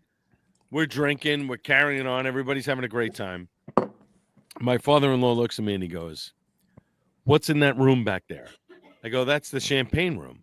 He goes, how do you know about that? I go, well, if you pick a dancer, you go back there, this and that, blah, blah, blah. You pay a whatever. There's you can no drink whatever champagne you in want. the champagne room. Right. No. There's champagne, but No, there's it's champagne. however long you want. We went to different champagne rooms, Right. apparently. So he goes, pick someone. I go, now this is verbatim what I said to him. I go, you understand that in about 60 days, I'm marrying your daughter. He goes, pick a room and have a good time. Okay. Yes, sir. Yes, sir. Pick this one. I have Go into the imagined room? whoever you picked had at least Phenomenal. My No. my At man. least D cups. But Right on. here's the best part that he didn't know. My wife had been there before because I took her there at their Halloween party when they were all in costumes. So she had the experience of experiencing. So now I'm in the champagne room and the girl goes, what's going on? I'm like, Cristal and keep it coming because I'm going to drink my Cristal. fill and I'm going to have a good time watching you gyrate for an hour. I'm good. I walk out. Everything's great. We go home. We come back to his house and my wife walks in with my This is sister your and father- a couple of other his people. This house is my being- father-in-law. Yeah, His your house. father-in-law. Yeah. Right. We come back to his house, and my wife with my sister and a couple other people. Fiance at Oh. the time. We're with the firemen and this and that. We had a fantastic time. Good night. And that was it. And my wife goes, what happened? I go, you know what happened. You've been there. I don't have to tell you anything you don't know. Okay. And she just nods her head, and that was it. So, moral of the story: you had a amazing father-in-law. Oh yeah, yeah. To I the still point do. where 2 years. 2 years later, we were in Vegas for my older brother-in-law, where we did all the roller coasters, and I had my sister-in-law Oh, calling me every 10 minutes. even up on the tower. And Well, I did the reverse bungee jump off the stratosphere. oh, Everyone's like, "Oh, I'm not doing that." I'm like, "Fuck, I'm in. Let's go." oh, you're a brave motherfucker. Well, why not? Yeah. You only live once. Go for it. Yeah, if you died, did Exactly. you die? Did you die? No, I didn't. But the best part was my sister-in-law was calling me the entire night. Where's Michael? Where's Michael? I don't fucking know where Michael is. I'm having a good time. My Wait a second, father-in-law. who's Michael? So my father-in-law and I in Vegas just drank like idiots But for 5 days straight. but you didn't tell us who Michael is. Michael is my older brother-in-law who was getting Okay. married. That's the bachelor party we were out in Vegas with. No. So it's his My- son's wedding. His Right. son's bachelor party. My younger brother-in-law, JB, decides when we get there to rent a Porsche Boxster and a Ferrari 6-speed because he wants to fuck around in Vegas. What the fuck is his job that he can Wait. afford this thing? No, it was my father-in-law's job because we were building houses. No, Oh, they were Jesus. building houses. I wasn't. So my father-in-law and I go out to lunch at Caesars, and he's trying to get me to buy some like $500 rooster for my wife.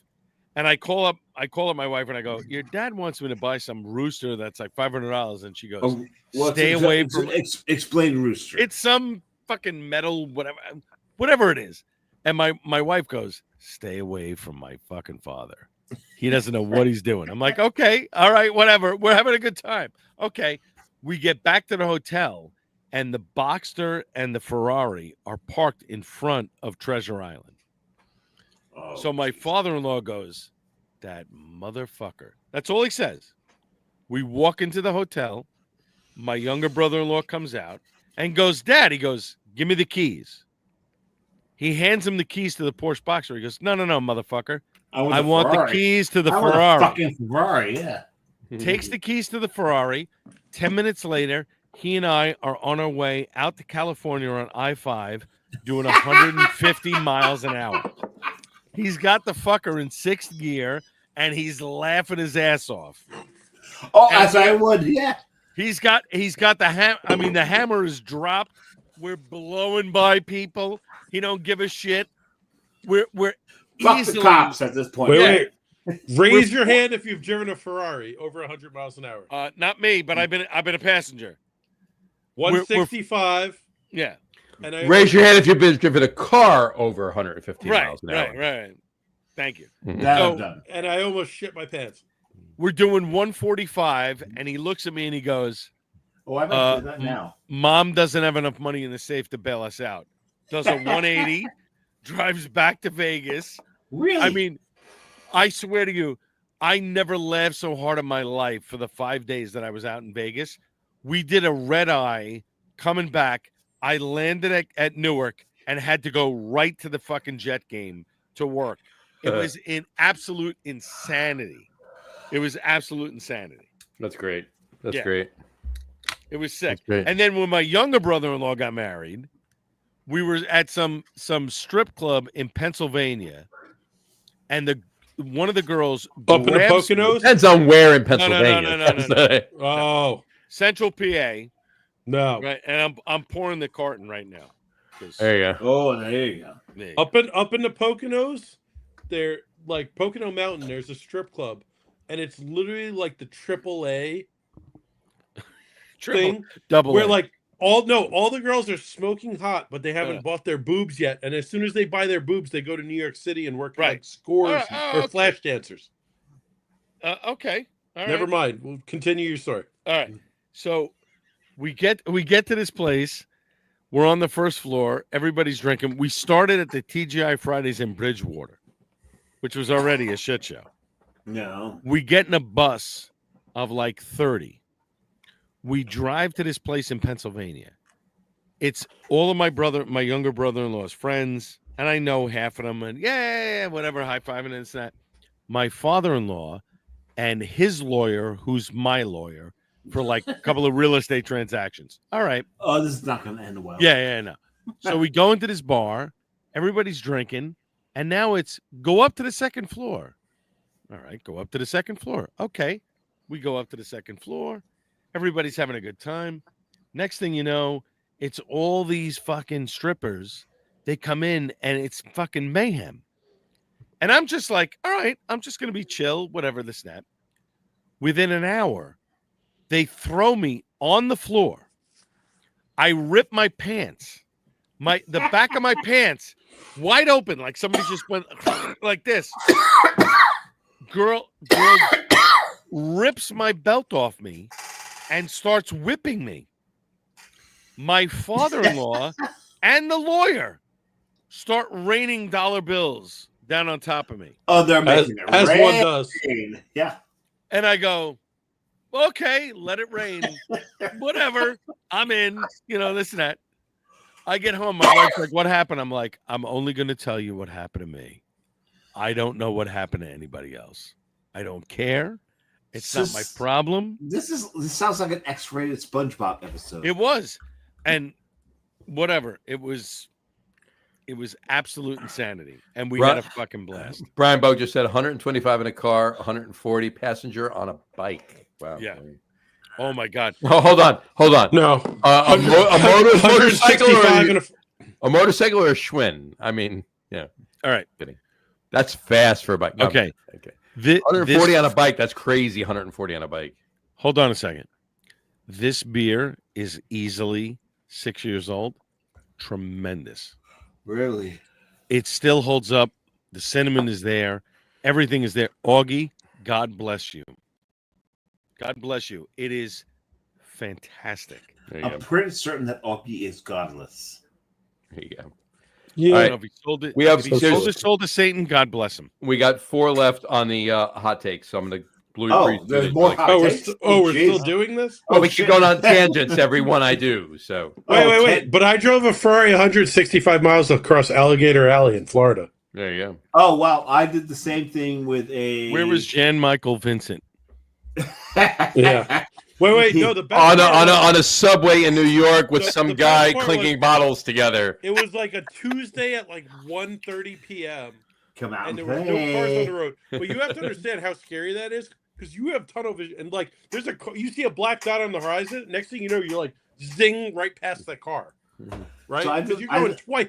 They're going 75. You're going twice the speed of them. So I- the funny thing was, Alligator Alley has no exits. No. Like they would just For like, about if there was a cop, if there was 85 a miles. cop there, he'd just be like, "Fuck it, just set up a roadblock at the end of the road." Exactly. I got up to 165. I almost shit my pants, and I backed it off to 80. He almost pooped his And pants. literally, a mile later, I passed Oh. the cop, and I was like, "Thank God." Backed it off to 80, you pussy. I did this in a Camaro SS.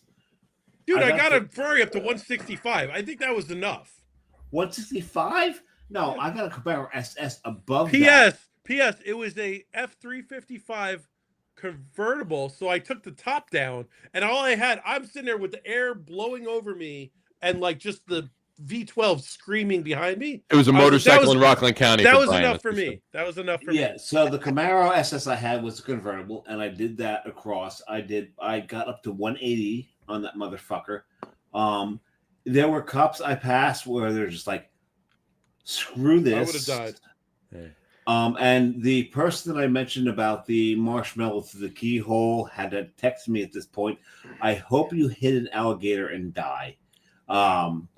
I tore across Alligator Alley. And I was going there to actually visit my kids to make this. Catherine's 100% right. Catarash just said, warning, graphic content. The following content may be disturbing to some viewers. Listen to this content is strongly advised. I'm She's disturbed. she's I'm not disturbed, wrong. and I've told half the stories. Right. She's All not right. wrong. All right, we got 4 other hot takes. Here we go. Go there. Hot All right. takes. We still have top beers Well, to make. Wait, This- yeah, this- I know. Wait, we We have a keep top going, beer every list? single one of these tangents, we go on a 15-minute We have a tangent. top beer list. I wasn't even informed. We're not in the top of three. We got Yes, 2 top 3 yes, you lists were. to do. Shut up. Shut up. Yeah, Here we go. Wait. What's the top 3 list? I missed I'll that. tell you in a minute. Here There's we go. two of them There's actually. 2. Al can go first, and you can go second. Oh, There you go. shit. All right. So next hot take. Make them quick. We'll breeze through these. Here we go. Yeah, Have you ever been to Times? Have you ever been to Times Square, New Year's Eve? No. Fuck no. Fuck no, and I would Fuck never. I've no, walked, there you go. I've walked past Never it. again. I've Never walked again. past it. I've never been. I've been in Times Square early in the day, coming from work, just to see what it was like going Yeah, home. I've That's walked it. past it. I've walked past it at about 11:15 at night. Never. No. Never. You been. just told us you were there watching the ball drop. No. No, I said there were No, other He's people. invited said to a his party friends were- that could go. Yeah. Thank you. All right. Next one. Do you miss Dick Clark or do you like Ryan Seacrest? Fucking Missed it. hate Ryan Seacrest. Missed I hate it. He Clark. is the antithesis of radio. He has ruined the business. End of story. There you go. Move on. I agree 100%, Al. I don't care for Agree. either one of them. I don't Agree care. with Al. Of Agree the with two. Al. Of the two. But if I had to pick, Dick Clark I would was probably- the shit. Yes, Yeah. it was. Yeah, I would probably go with Dick Clark. There you go. All right. So at least he has some. Also, integrity. Matt, are you saying you like Dick? Clark. Oh, He likes Clark. yeah, like Clark. Okay. Okay. Here we go. All right. Guy Lombardo thoughts. Guy Lombardo? Guy Lombardo Really? thoughts. Oh, I'm out. I'm tapping out on this. We were kids, but what do you want? There you go. That was no. a joke. That was a joke. That was a joke. That was a joke. Jeez. All right, here's the last one. Here's the last one. Of the marathons that they put on New Year's Eve and New Year's Day, Dude, he died before I was born. Probably. Honeymooners, Odd Couple, or Twilight Zone? Honeymooners. Honeymooners. Honeymooners 100% of the time. I only have experience with one of them, so I got to go Twilight Zone. Oh, I did buy a Twilight Zone shirt this year, but Honeymooners is my. Yeah. I hate to say At, it, so- at 1:30 a.m. tomorrow night, Wednesday morning, I will be sitting on the couch watching a couple episodes of Honeymooners. before Yeah. So I do hate to say it, but my dad was a ginormous Twilight Zone fan. Mhm. And you have to understand that when I went to college in 1998 at Rutgers, I brought 147 VHS tapes that included all the Twilight Zone episodes. And I would literally have Twilight Zone viewing parties in my little dorm room. There you go. But not for nothing, the political climate in this country is Twilight Zone. Yes. Yeah, but I want more people. The to monsters know on Maple Street. I want more people to know about the Hucklebuckle than I want them. the to know It's a Hucklebuck. cookbook. Hucklebuck. Do the Hucklebuck. Do the Hucklebuck. That's it. If you don't know, That's it. boy, you do it. Boy, you're out of luck. There you go. I agree with that on that. F the Twilight Zone. Yeah. The Hucklebuck. There you go. I mean, That's where there you go. where we're basically at is that Brian Boakes is time at- Honeymooners too. time, Yeah. there was time at last now. But And this that is was it's a very When my age- wife Angelina goes like this, she not gonna let the dishes off of the table.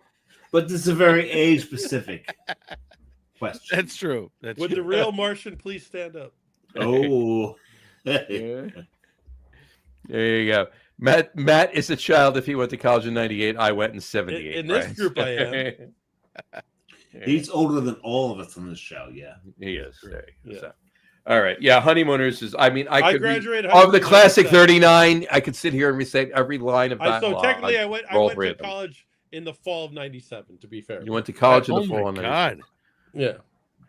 In the fall of '97, I was changing my younger daughter's diapers. But then I only went to college for 11 years, so you know. In the fall of '97, I was on my 5th radio job. No. Yeah. Fifth radio job. There you go. I was born in '79. I can't do the math. Oh my God. I'm still There's a no math 70s on this kid. show. You shouldn't do it. There you go. I was 9 when Matt was born. Yeah. Although That's not even that bad. Dave and I are '60s babies. Mm-hmm. Okay. That's true. The two of you, even though you're considerably older than Matt, you're still a '70s baby with Matt. That's Nice. a good point. There you go. That's why we get along. There you go. All right. We got our two top 10 lists. Heaven forbid. Ted. Three. Heaven forbid. Three Oh, Three, God, we uh, got like 3 hours. Three more ahead of the show. is You a do that. magic number. We're already on 3 hours. I totally We got missed this three. too. I was like, "Do we have a top 3?" And I We got have a please top 3. We have number. 2 top 3s for our show tonight. Here Two we go. top threes. How are we gonna get through this? All right, here we go. Let's make them quick. Very No careful. dawdling. Here we go. Top three list number 1 is top 3 favorite big beers that we've had this year. And now here comes the glasses. Top 3 favorite big beers that we've had this year. Al, why don't you start it off since Matt's working on his? All right. Stone Imperial Stout, which actually the good folks from Stone just sent to me at 12.5%. Nice. Oh, rub it in. Well, it's a good beer, No, So- that they sent it to you. but it's a big because they like me. Everyone that's why they likes do you, it. Al. No. Everybody likes Likes you. you. Dun-dun-dun. All right. People love the owl. One that I had a week and a half ago, which you just had, AleSmith's Barrel Aged Speedway Coconut Vanilla Edition. I had that at the beer dispensary on 14th Street. That's was- a great place. Oh my God! First off, Anybody that- who hasn't been there, get there. 14th Street between 7th and 8th on in Manhattan. It's a tremendous place. Their tap selection is off the chain. Their can selection is amazing. I would suggest getting their can to go. Little overpriced, but yes. Yes. But that AleSmith beer, when I saw that, just reminded me of when San Diego does their San Diego Beer Week, and AleSmith does their Speedway of stouts, and you can walk in there and do 4 of this and 4 of that and 4 of this and 4 of that, and that is an amazing beer. Anything Speedway stout that is an adjunct, that is, coconut, vanilla, Vietnamese, coffee, and this and that, whatever. Go for it, because you're never gonna have a bad beer. I agree, 100%. Yeah, agree. Yeah. And Brian then, Boak said, by the way, he started homebrewing in '99. He said. and then my third, I have a couple, but my third, Twin Elephants, Melania's. So Wings. Imperial, you went 1, 2, 3. Imperial Stout's your number 1. Yes.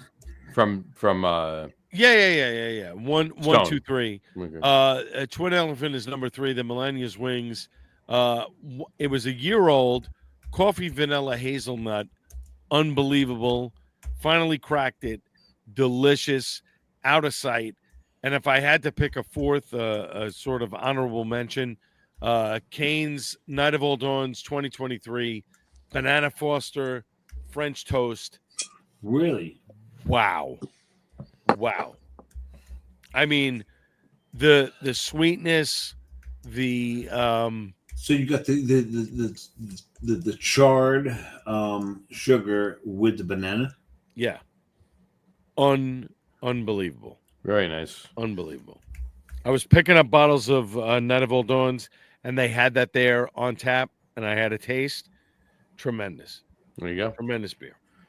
Matt, I need another minute here. I'm still looking shit up. Dave. Really? I wasn't prepared for this. That's all right. Appar- I'll keep apparently I drinking my didn't get the cafe memo. churro. We told you beforehand. So I didn't. I swear to God, I didn't know that we were doing this. really, Yeah, John didn't tell you. I didn't Come hear on, it. Dave. You have it set up. Come on. You a guy, Dave. No, I do, but I'm surprised that was not told. That's on John. That's on John right there. Why don't you just give yours and shut up? There you go. Nice deflection there, John. Well done. So I've actually got 4 here. Of course he does. The honorable mention is because it's Jersey. Veritage is doing some really good shit in Bluefield. Interesting. Okay. I haven't even had a single beer from them yet. You need to get there. Please get there. So the owner of Veritage he's Portuguese. Matt. Yes. No, his name is Matt. He's been on the show. I'm like, where's John going? Well, that with was a very poor transition. Yeah, it was. Explain that. You're like, But Matt. I'm he like, is- The owner of Veritage is Portuguese, Matt. There you go. okay. But Yeah, that was. He's been on the show. We've had him on the show. We've had him on the show, and I've been there. I've been to the brewery, talked to him, and He used to work for Chuck at Jersey Girl. he did. And he does some. I can't believe Dave just left. He's Dave out. just- Yeah, he went to Colorado to work out there. Yeah, at Oscar Blues. Yeah. I mean, yeah, Oscar Blues. So Well, there you go. But what they're doing, Veritas, they're doing great stuff, and eventually I'm going to get out into Portugal and pick the owner of Veritas's brain on where to go there. But How about the beer? What beer are you talking about? For the anniversary quad was fantastic. Quad? but that's my honorable mention, Johnny. all right. So what are your top 3 then? Number 3. These are like no fucking order. I can't read. I can't read what I wrote here. Burials. I don't think, is it the handwriting or your eyes at the moment? That's the question. Both. Fall of the Damned. Matt, you ready to go yet? While Dave, I have not no even idea. close. I literally. But- Dave's I looking can't even. for the I hieroglyphic. can't even tell book. you what my 3 best beers were. But it's a burial beer. It's a Fall of the Damned. That was a fantastic beer. Mortalis's. Jeez, I got my glasses on. I still can't fucking read what I wrote here. Mhm. Slurridge. Oh, it's demihydron. That's fruit snot. Oh God, demihydron is crushable. So this was a peanut butter jelly beer. Ugh. Oh, gross. No, Mortalis did this in a very, very good way. And I know a lot of these can be shit shows. Mortalis did it in a very good way. And then Almanacs, what the fuck did I write here? It's Almanac. We know that. Yeah.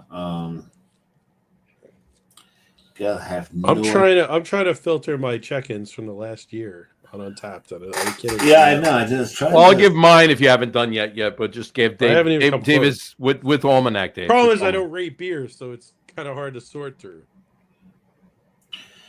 It's farmers. It's Which Almanac? Reserve.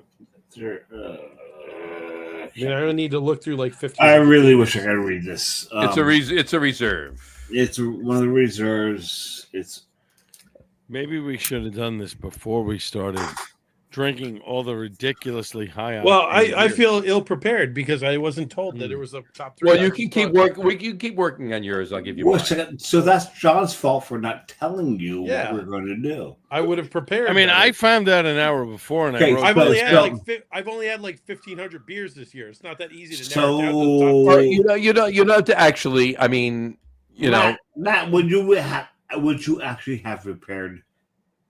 Yes, He would have. He's I very have thorough. Untapped. I have my whole log. Matt I would've- Matt is. we very decided this. If you were most of the time during that hour before, like Al was just saying, you were driving to Metro Park. So Yeah, I had to Driving your bring my sister to the train. No, but I knew about this Being for a good months. brother.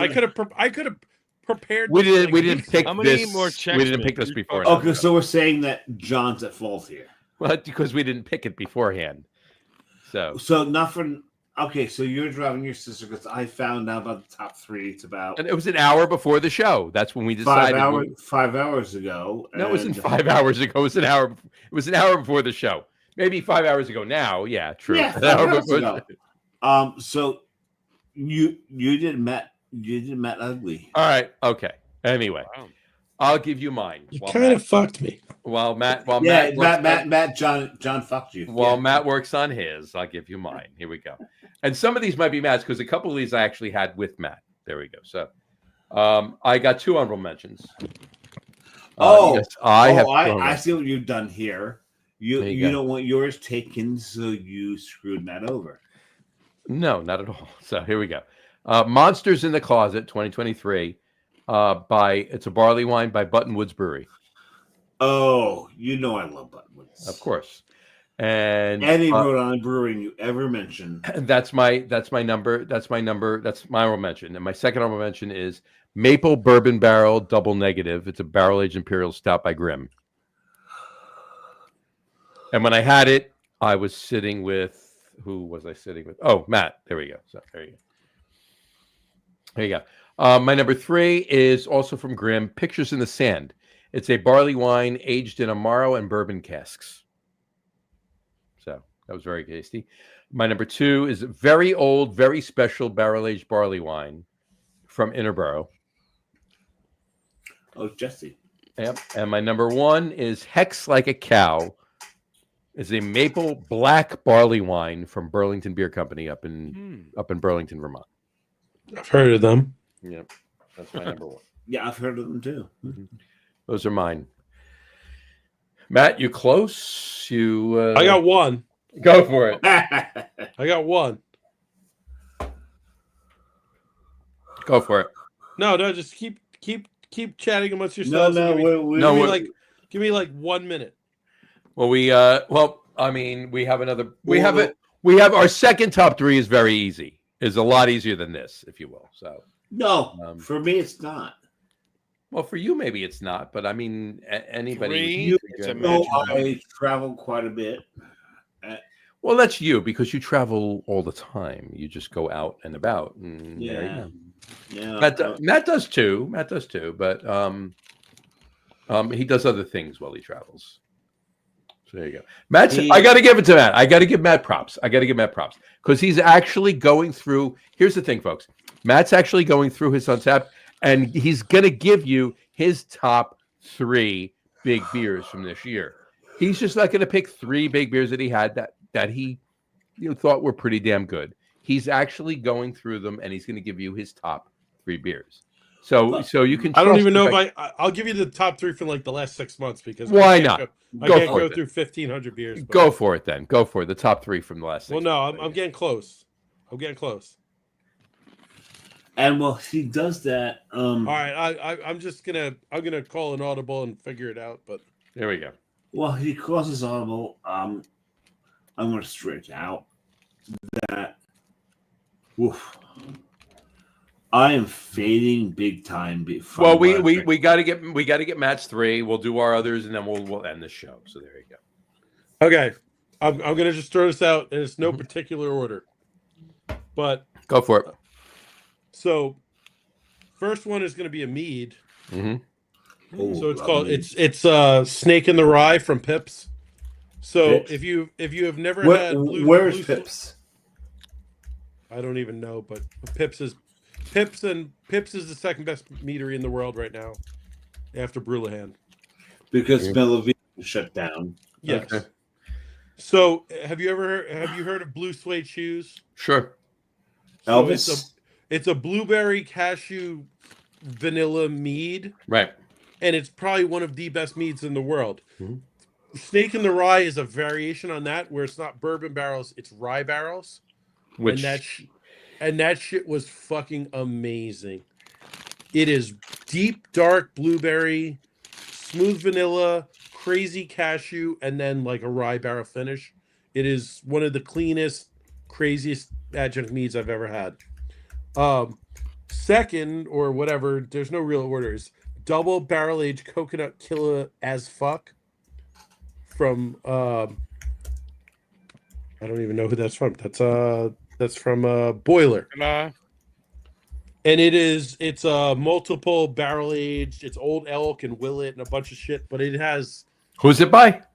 Boiler. Oh, Boiler. Yeah, Boiler. It has a stupid amount of coconut in it. It is the most beautifully coconut beer, especially barrel aged. It is coconut and barrel aged notes. Oh, you're talking my language. In the most, so they have coconut, they have cocoa killanilla, and they have this is the BA Coconut Killa AF, which is like very they only made 250 bottles of it.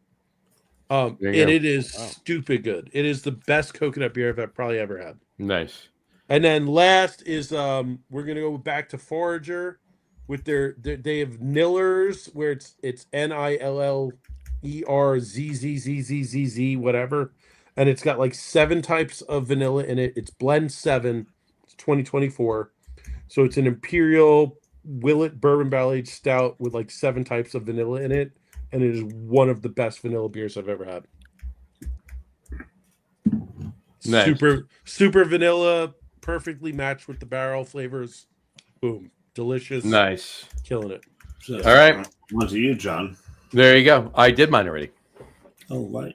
All right. So then our second top 3 list, this should be easier for everybody, is top 3 favorite breweries we visited this year.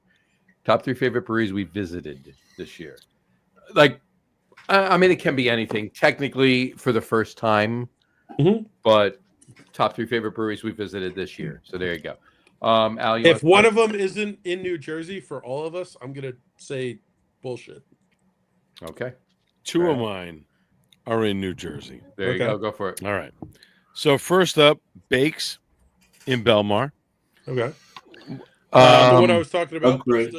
No. I know where you're going, and that's my other one. But I like Bakes' Tap Room. I like the fact that the second time around that I went there, they improved it by putting TVs up and less of a nightclub feel. Solid beer.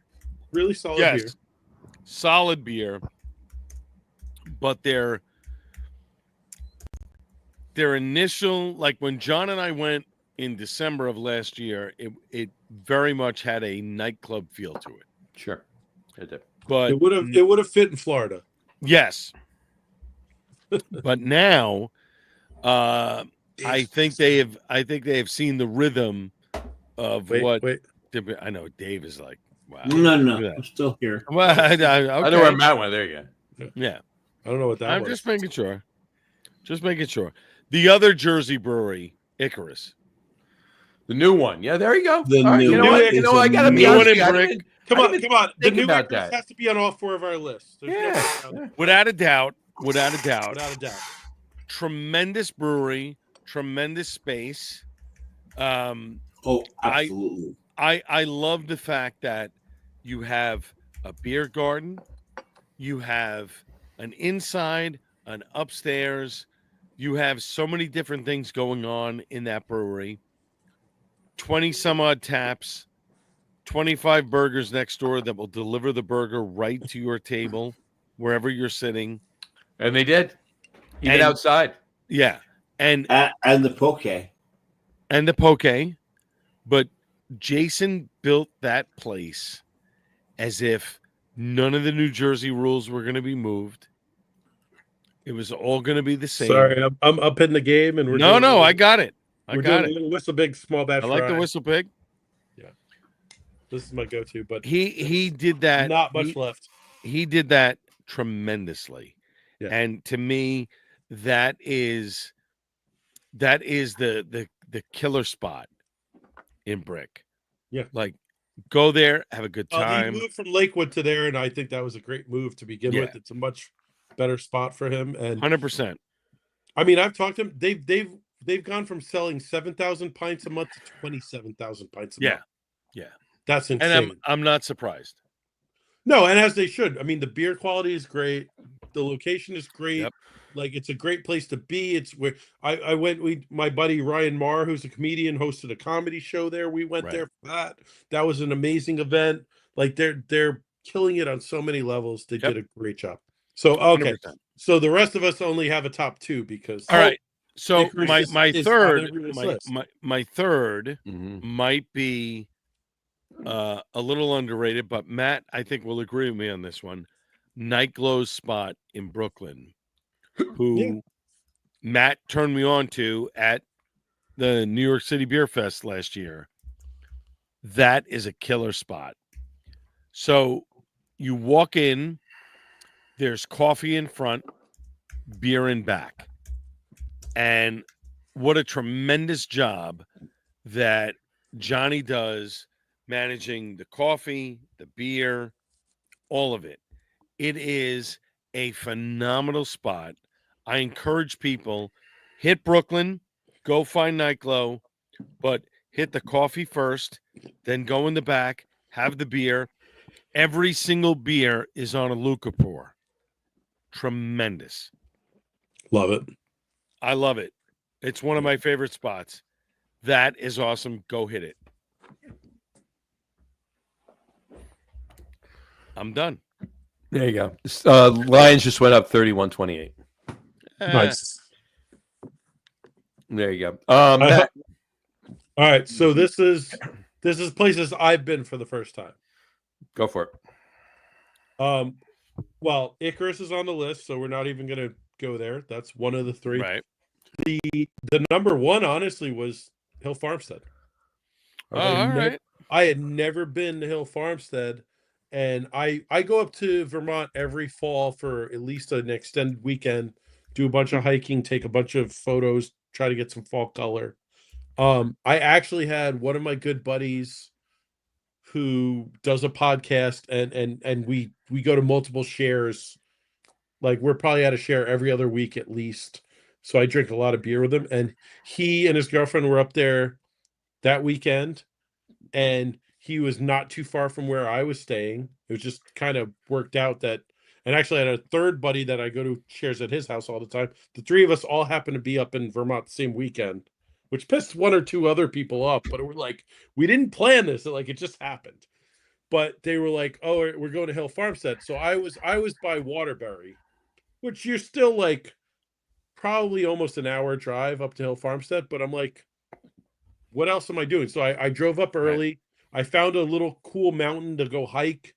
I got this awesome hike where it was actually it was a really somewhat short, easy hike, but you had these amazing views from the top of the mountain, took a bunch of cool pictures, and then hit them at Hill Farmstead. And I mean, it's one of those things where I've had a lot of Hill Farmstead beer, and it's always fantastic.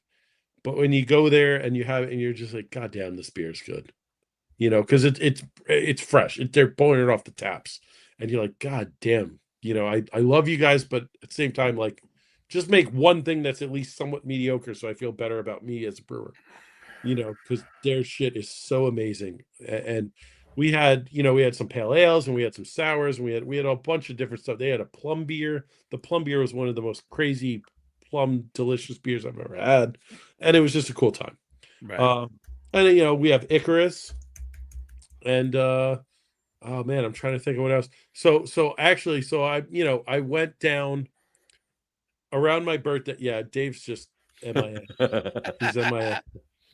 I just said he's been peeing for a long time. Yeah. I said, I know. I It's don't one of know. those. Just It off doesn't screen, stop.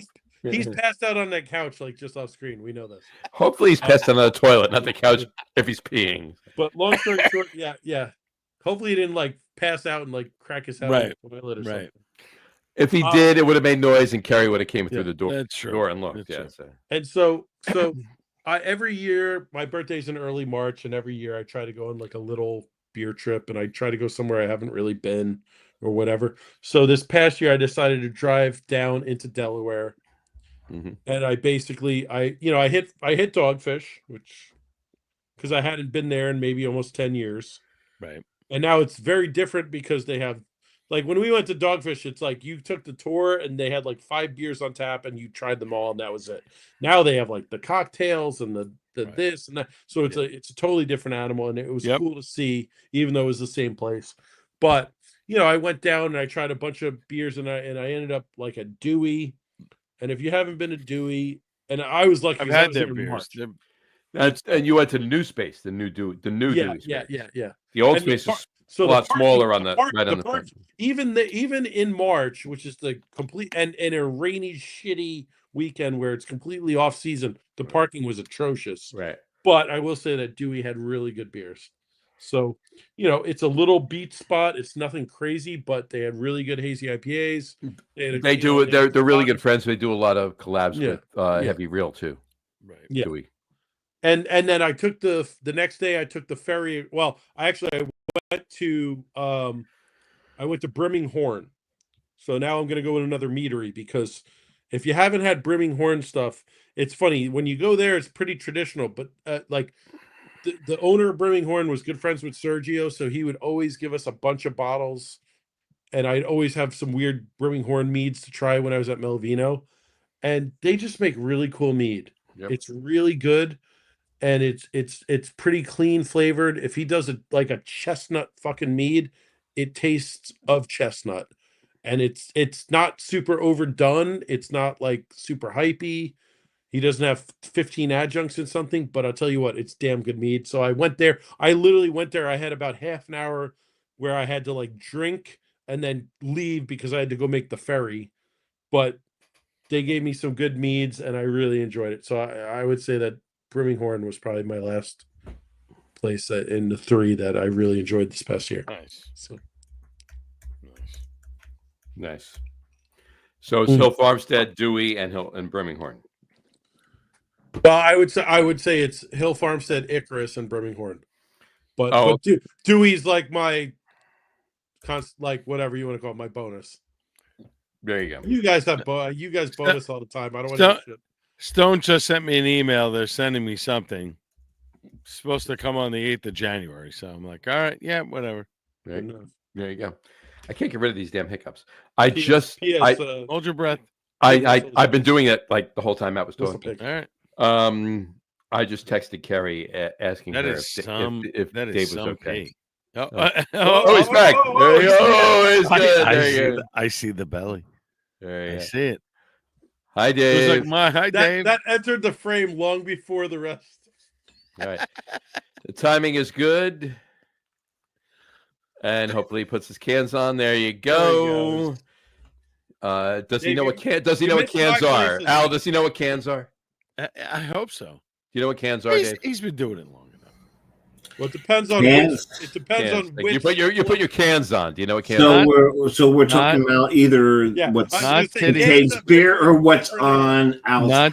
Not titties. No. Not titties. Okay. These are cans. Unfortunate. These are cans. These are cans. I've got some cleaning up to do. All right, but Oh. before you clean up, really quick, can you give us your top 3 breweries you visited this year? Well, you know, in Uh-oh. April I was in Germany. I know. So Stefan. It's number 1. Yeah. It has to be Has to be Yeah. 900 something years old. Like, how do you fuck with that? 9. You can't. 9. Yeah. Eichslinkel, 900. and then Eichslinkel. Right. Oh, well, Oh. Being in Bamberg, drinking smoked beer is okay. For as much as I don't like smoke beer, I would go there and do that. Just to Yeah. say I did. so for Al's sake, that's the tits. There you go. And Carrie's cleaning a lot. And your number 3? God, that's a hard one because I've got so much listed here. That's what she said. Well, he did tell me before he narrowed it down to 9 for his top 3. Make it 3. What's your favorite non? All right, besides Icarus too, because that's the bonus or whatever. What is your favorite non-Germany brewery that you visited this year? Maybe Dagerad, which is a Belgian brewery in Yes. And we did the show from there too. That did.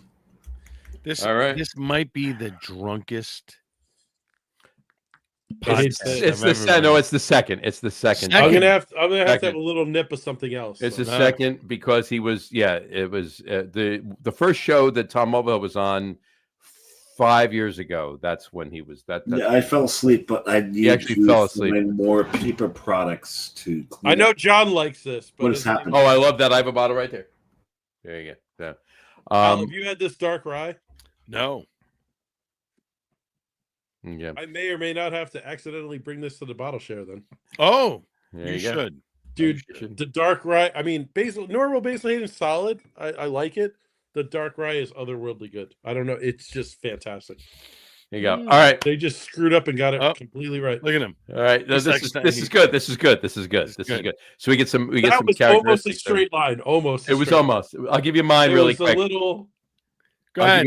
I'll give you mine really quick. My honorable mentions. I got 2 honorable mentions, and I'm not even going to go to Icarus. That obviously that's a given. They're right? basically a de facto. It's a Right. de facto, right? So my 2 honorable mentions are Coven Brewing in Pittsburgh, Paper towels. which we kind of had them sort of on the show a couple weeks ago, Right. and Greater Good in Worcester, Mass, which hopefully will be on the show soon.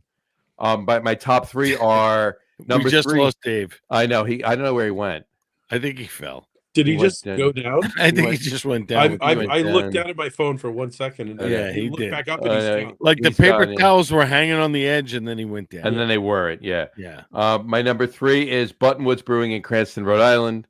They are now in Providence, Rhode Island. They moved, Mhm. but when we were there, they were still in Cranston. They were moving. They were in the Dave, process of if moving you're over there. alive, Nobody wants to be in raise Cranston. a hand. No, No. Cranston's Dave, not a good place to be. Dave, exactly. He can't hear Dave, you. He can't hear if you. you're raise a hand, please raise a hand. Raise your hands. Man. There you go.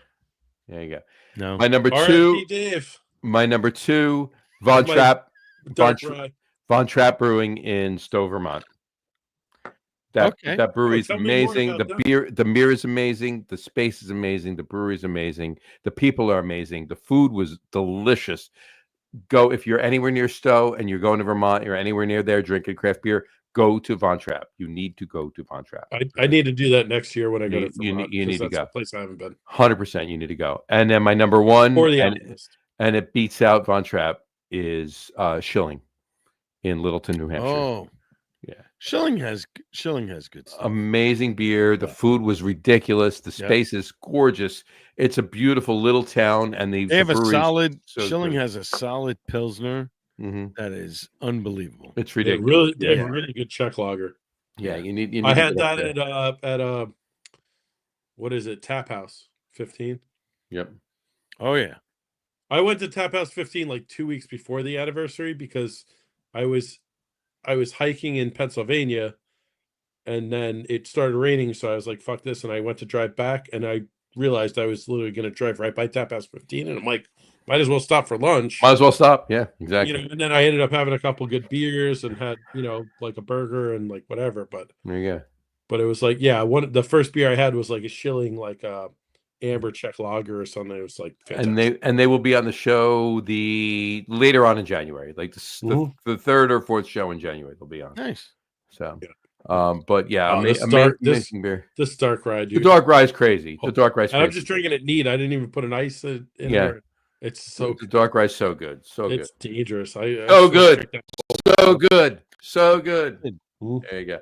All right. I think we've lost Dave. He's dead. Hey, Dave's down. hopefully he's Please down. text Terry and be like, Dave's down. I'll Right. call Kerry afterwards. Here's the thing. Here's the thing. He is right now in that room on those paper towels going, it's the most comfortable pillow 100%. ever been on. Oh, 100%. Oh, he's Yep. he's very. We're worried. He's very comfortable. No. 100%. He's very 100%. comfortable. Now, He'll be and a my little less guess, comfortable tomorrow morning when he wakes up, but 100%. that's his problem. And I'm going to find out too. I seriously, I may call him on a show. I might just start a show and call him just to see what he. I probably won't, but there you go. But yeah, so hey, this is by far, not by real far, but by far enough, our longest show ever. The longest show we've done ever on the Log Room Guys is 3 hours and 20 something minutes. This is 3 hours and 40 something minutes. So we have surpassed the longest show we've ever done. I mean, I'm on my second whiskey right now, so. Oh yeah, no, I got one right here too. Oh, what are you drinking? The Cafe Churro. Cafe Churro. Oh, that's right. Yeah, that's right. You threw that up a while ago. That's right. I love you guys. Love you guys too. Absolutely. And hopefully we have a beer soon. I tell you what, I got to go throw my money down for that bottle share. Let's do that because we're going to have a good time. No, we'll definitely. Well, I'll be at that bottle share too. And anybody that is in anywhere near the area this Friday from 6 o'clock on out, it's a little bit of a ride. So if you're out there, if you're anywhere near the area, from 6 o'clock on in Milford, New Jersey, it's out Route 78 and then south a little bit at Descendants Brewing at the Old Ship Inn. It's the 30th anniversary of craft beer in New Jersey. Oh wow! Okay, because the Old Ship Inn was the first craft brewery in New Jersey. It was a brew pub, but it was the first craft brewery in New Jersey. And Joe David, who owns Descendants Brewing at the Old Ship Inn now, so he owns the Old Ship Inn now. He's having an event on Friday, January 3rd, this coming Friday, from 6 o'clock on. Costa will be there. Matt and I will both be there. And Jersey Girl will be there. Odd Bird will be there. Lone Eagle will be there. Sunken Silo will be there. Most of the Hunterdon breweries will be there. Flounder will be there. And it's gonna be a fun event. And the food's very good out there too. What are we bringing there? Posh. So our 5% English ESB with German rye malt in it. German rye malt in it, absolutely. So, and as I know what I'll be drinking. There you go. I know what I'll be drinking too. And they have one of the best bourbon collections in New Jersey, as well as having great beer as well. You know what's funny? So, we've been sitting here for 10 minutes. The door shut on Dave. He's out. He's done. He's done. No, I know he's done. Look at him. He's done. The door was did he part of the go way out, open. or did Carrie come down and shut the door? No. I think he shut the door himself. He was just like, "That's it." That's it. Well, the paper. You can see the paper towels are still sitting on his chair. I know. It fell over. He's sleeping. He's sleeping. Done. Right now. He's sleeping right now. What a long, strange trip. Yes. Yeah. Indeed. That is. All right, for we sure. all need to bust his balls because he can't hang. There you go. That's the way that goes. Gentlemen. I'm gonna take a screenshot of this. Hold on. I'm gonna raise my whiskey up because There you go. I moved to whiskey. There you go. As did I. Cheers. Happy New Year, brothers. Happy New Year. Here. Merry New Year. What are Merry you New doing? Year. What are you As doing my church Friday, says. Al? Come on out. If you want to come out with us, I might just do that. there you go. Peace out. I mean, we got to drive out there. Maybe we can even figure out getting you out there or something. Yeah, we could do. We could figure something out. That So, could work. That could there you work for me. All right. Folks, See what Mark's doing. He's welcome too. we could do that as well. There you go. Yeah. On that note, we will wrap up the show for today and the year. We want to thank everybody for watching. And for those of you just listening to the audio podcast, thank you for listening. Don't forget to visit our website, www.logroom.com. That's LAGERROOM.com. And please remember, like us and follow us on all of our social media, Facebook, Twitter, Instagram, and of course, our YouTube channel. All of them are at The Lager Room. Remember, we go live with the video podcast on Facebook, YouTube, X, and Twitch every Tuesday night around 6:30 p.m. Eastern Time.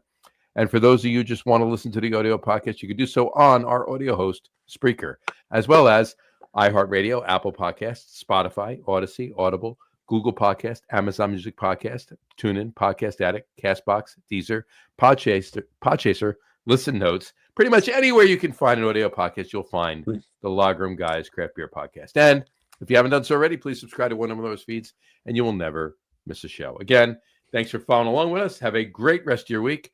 Have a wonderful weekend. Have a happy, healthy, and safe New Year. Enjoy tomorrow night. Enjoy it responsibly, but enjoy the hell out of it. And we will talk to you next year, folks, in 2025, next Tuesday. Peace out. Take Lunch. care. Happy New Year, folks. Enjoy. Oh, we got one comment I'll put up before we do. Brian Boak, Happy New Year. Happy New Year, Brian. Sláinte. Sláinte. Merry New Year. We'll talk to you soon, folks. Talk to you next week. Talk to you next year. Enjoy, folks. Happy New Year.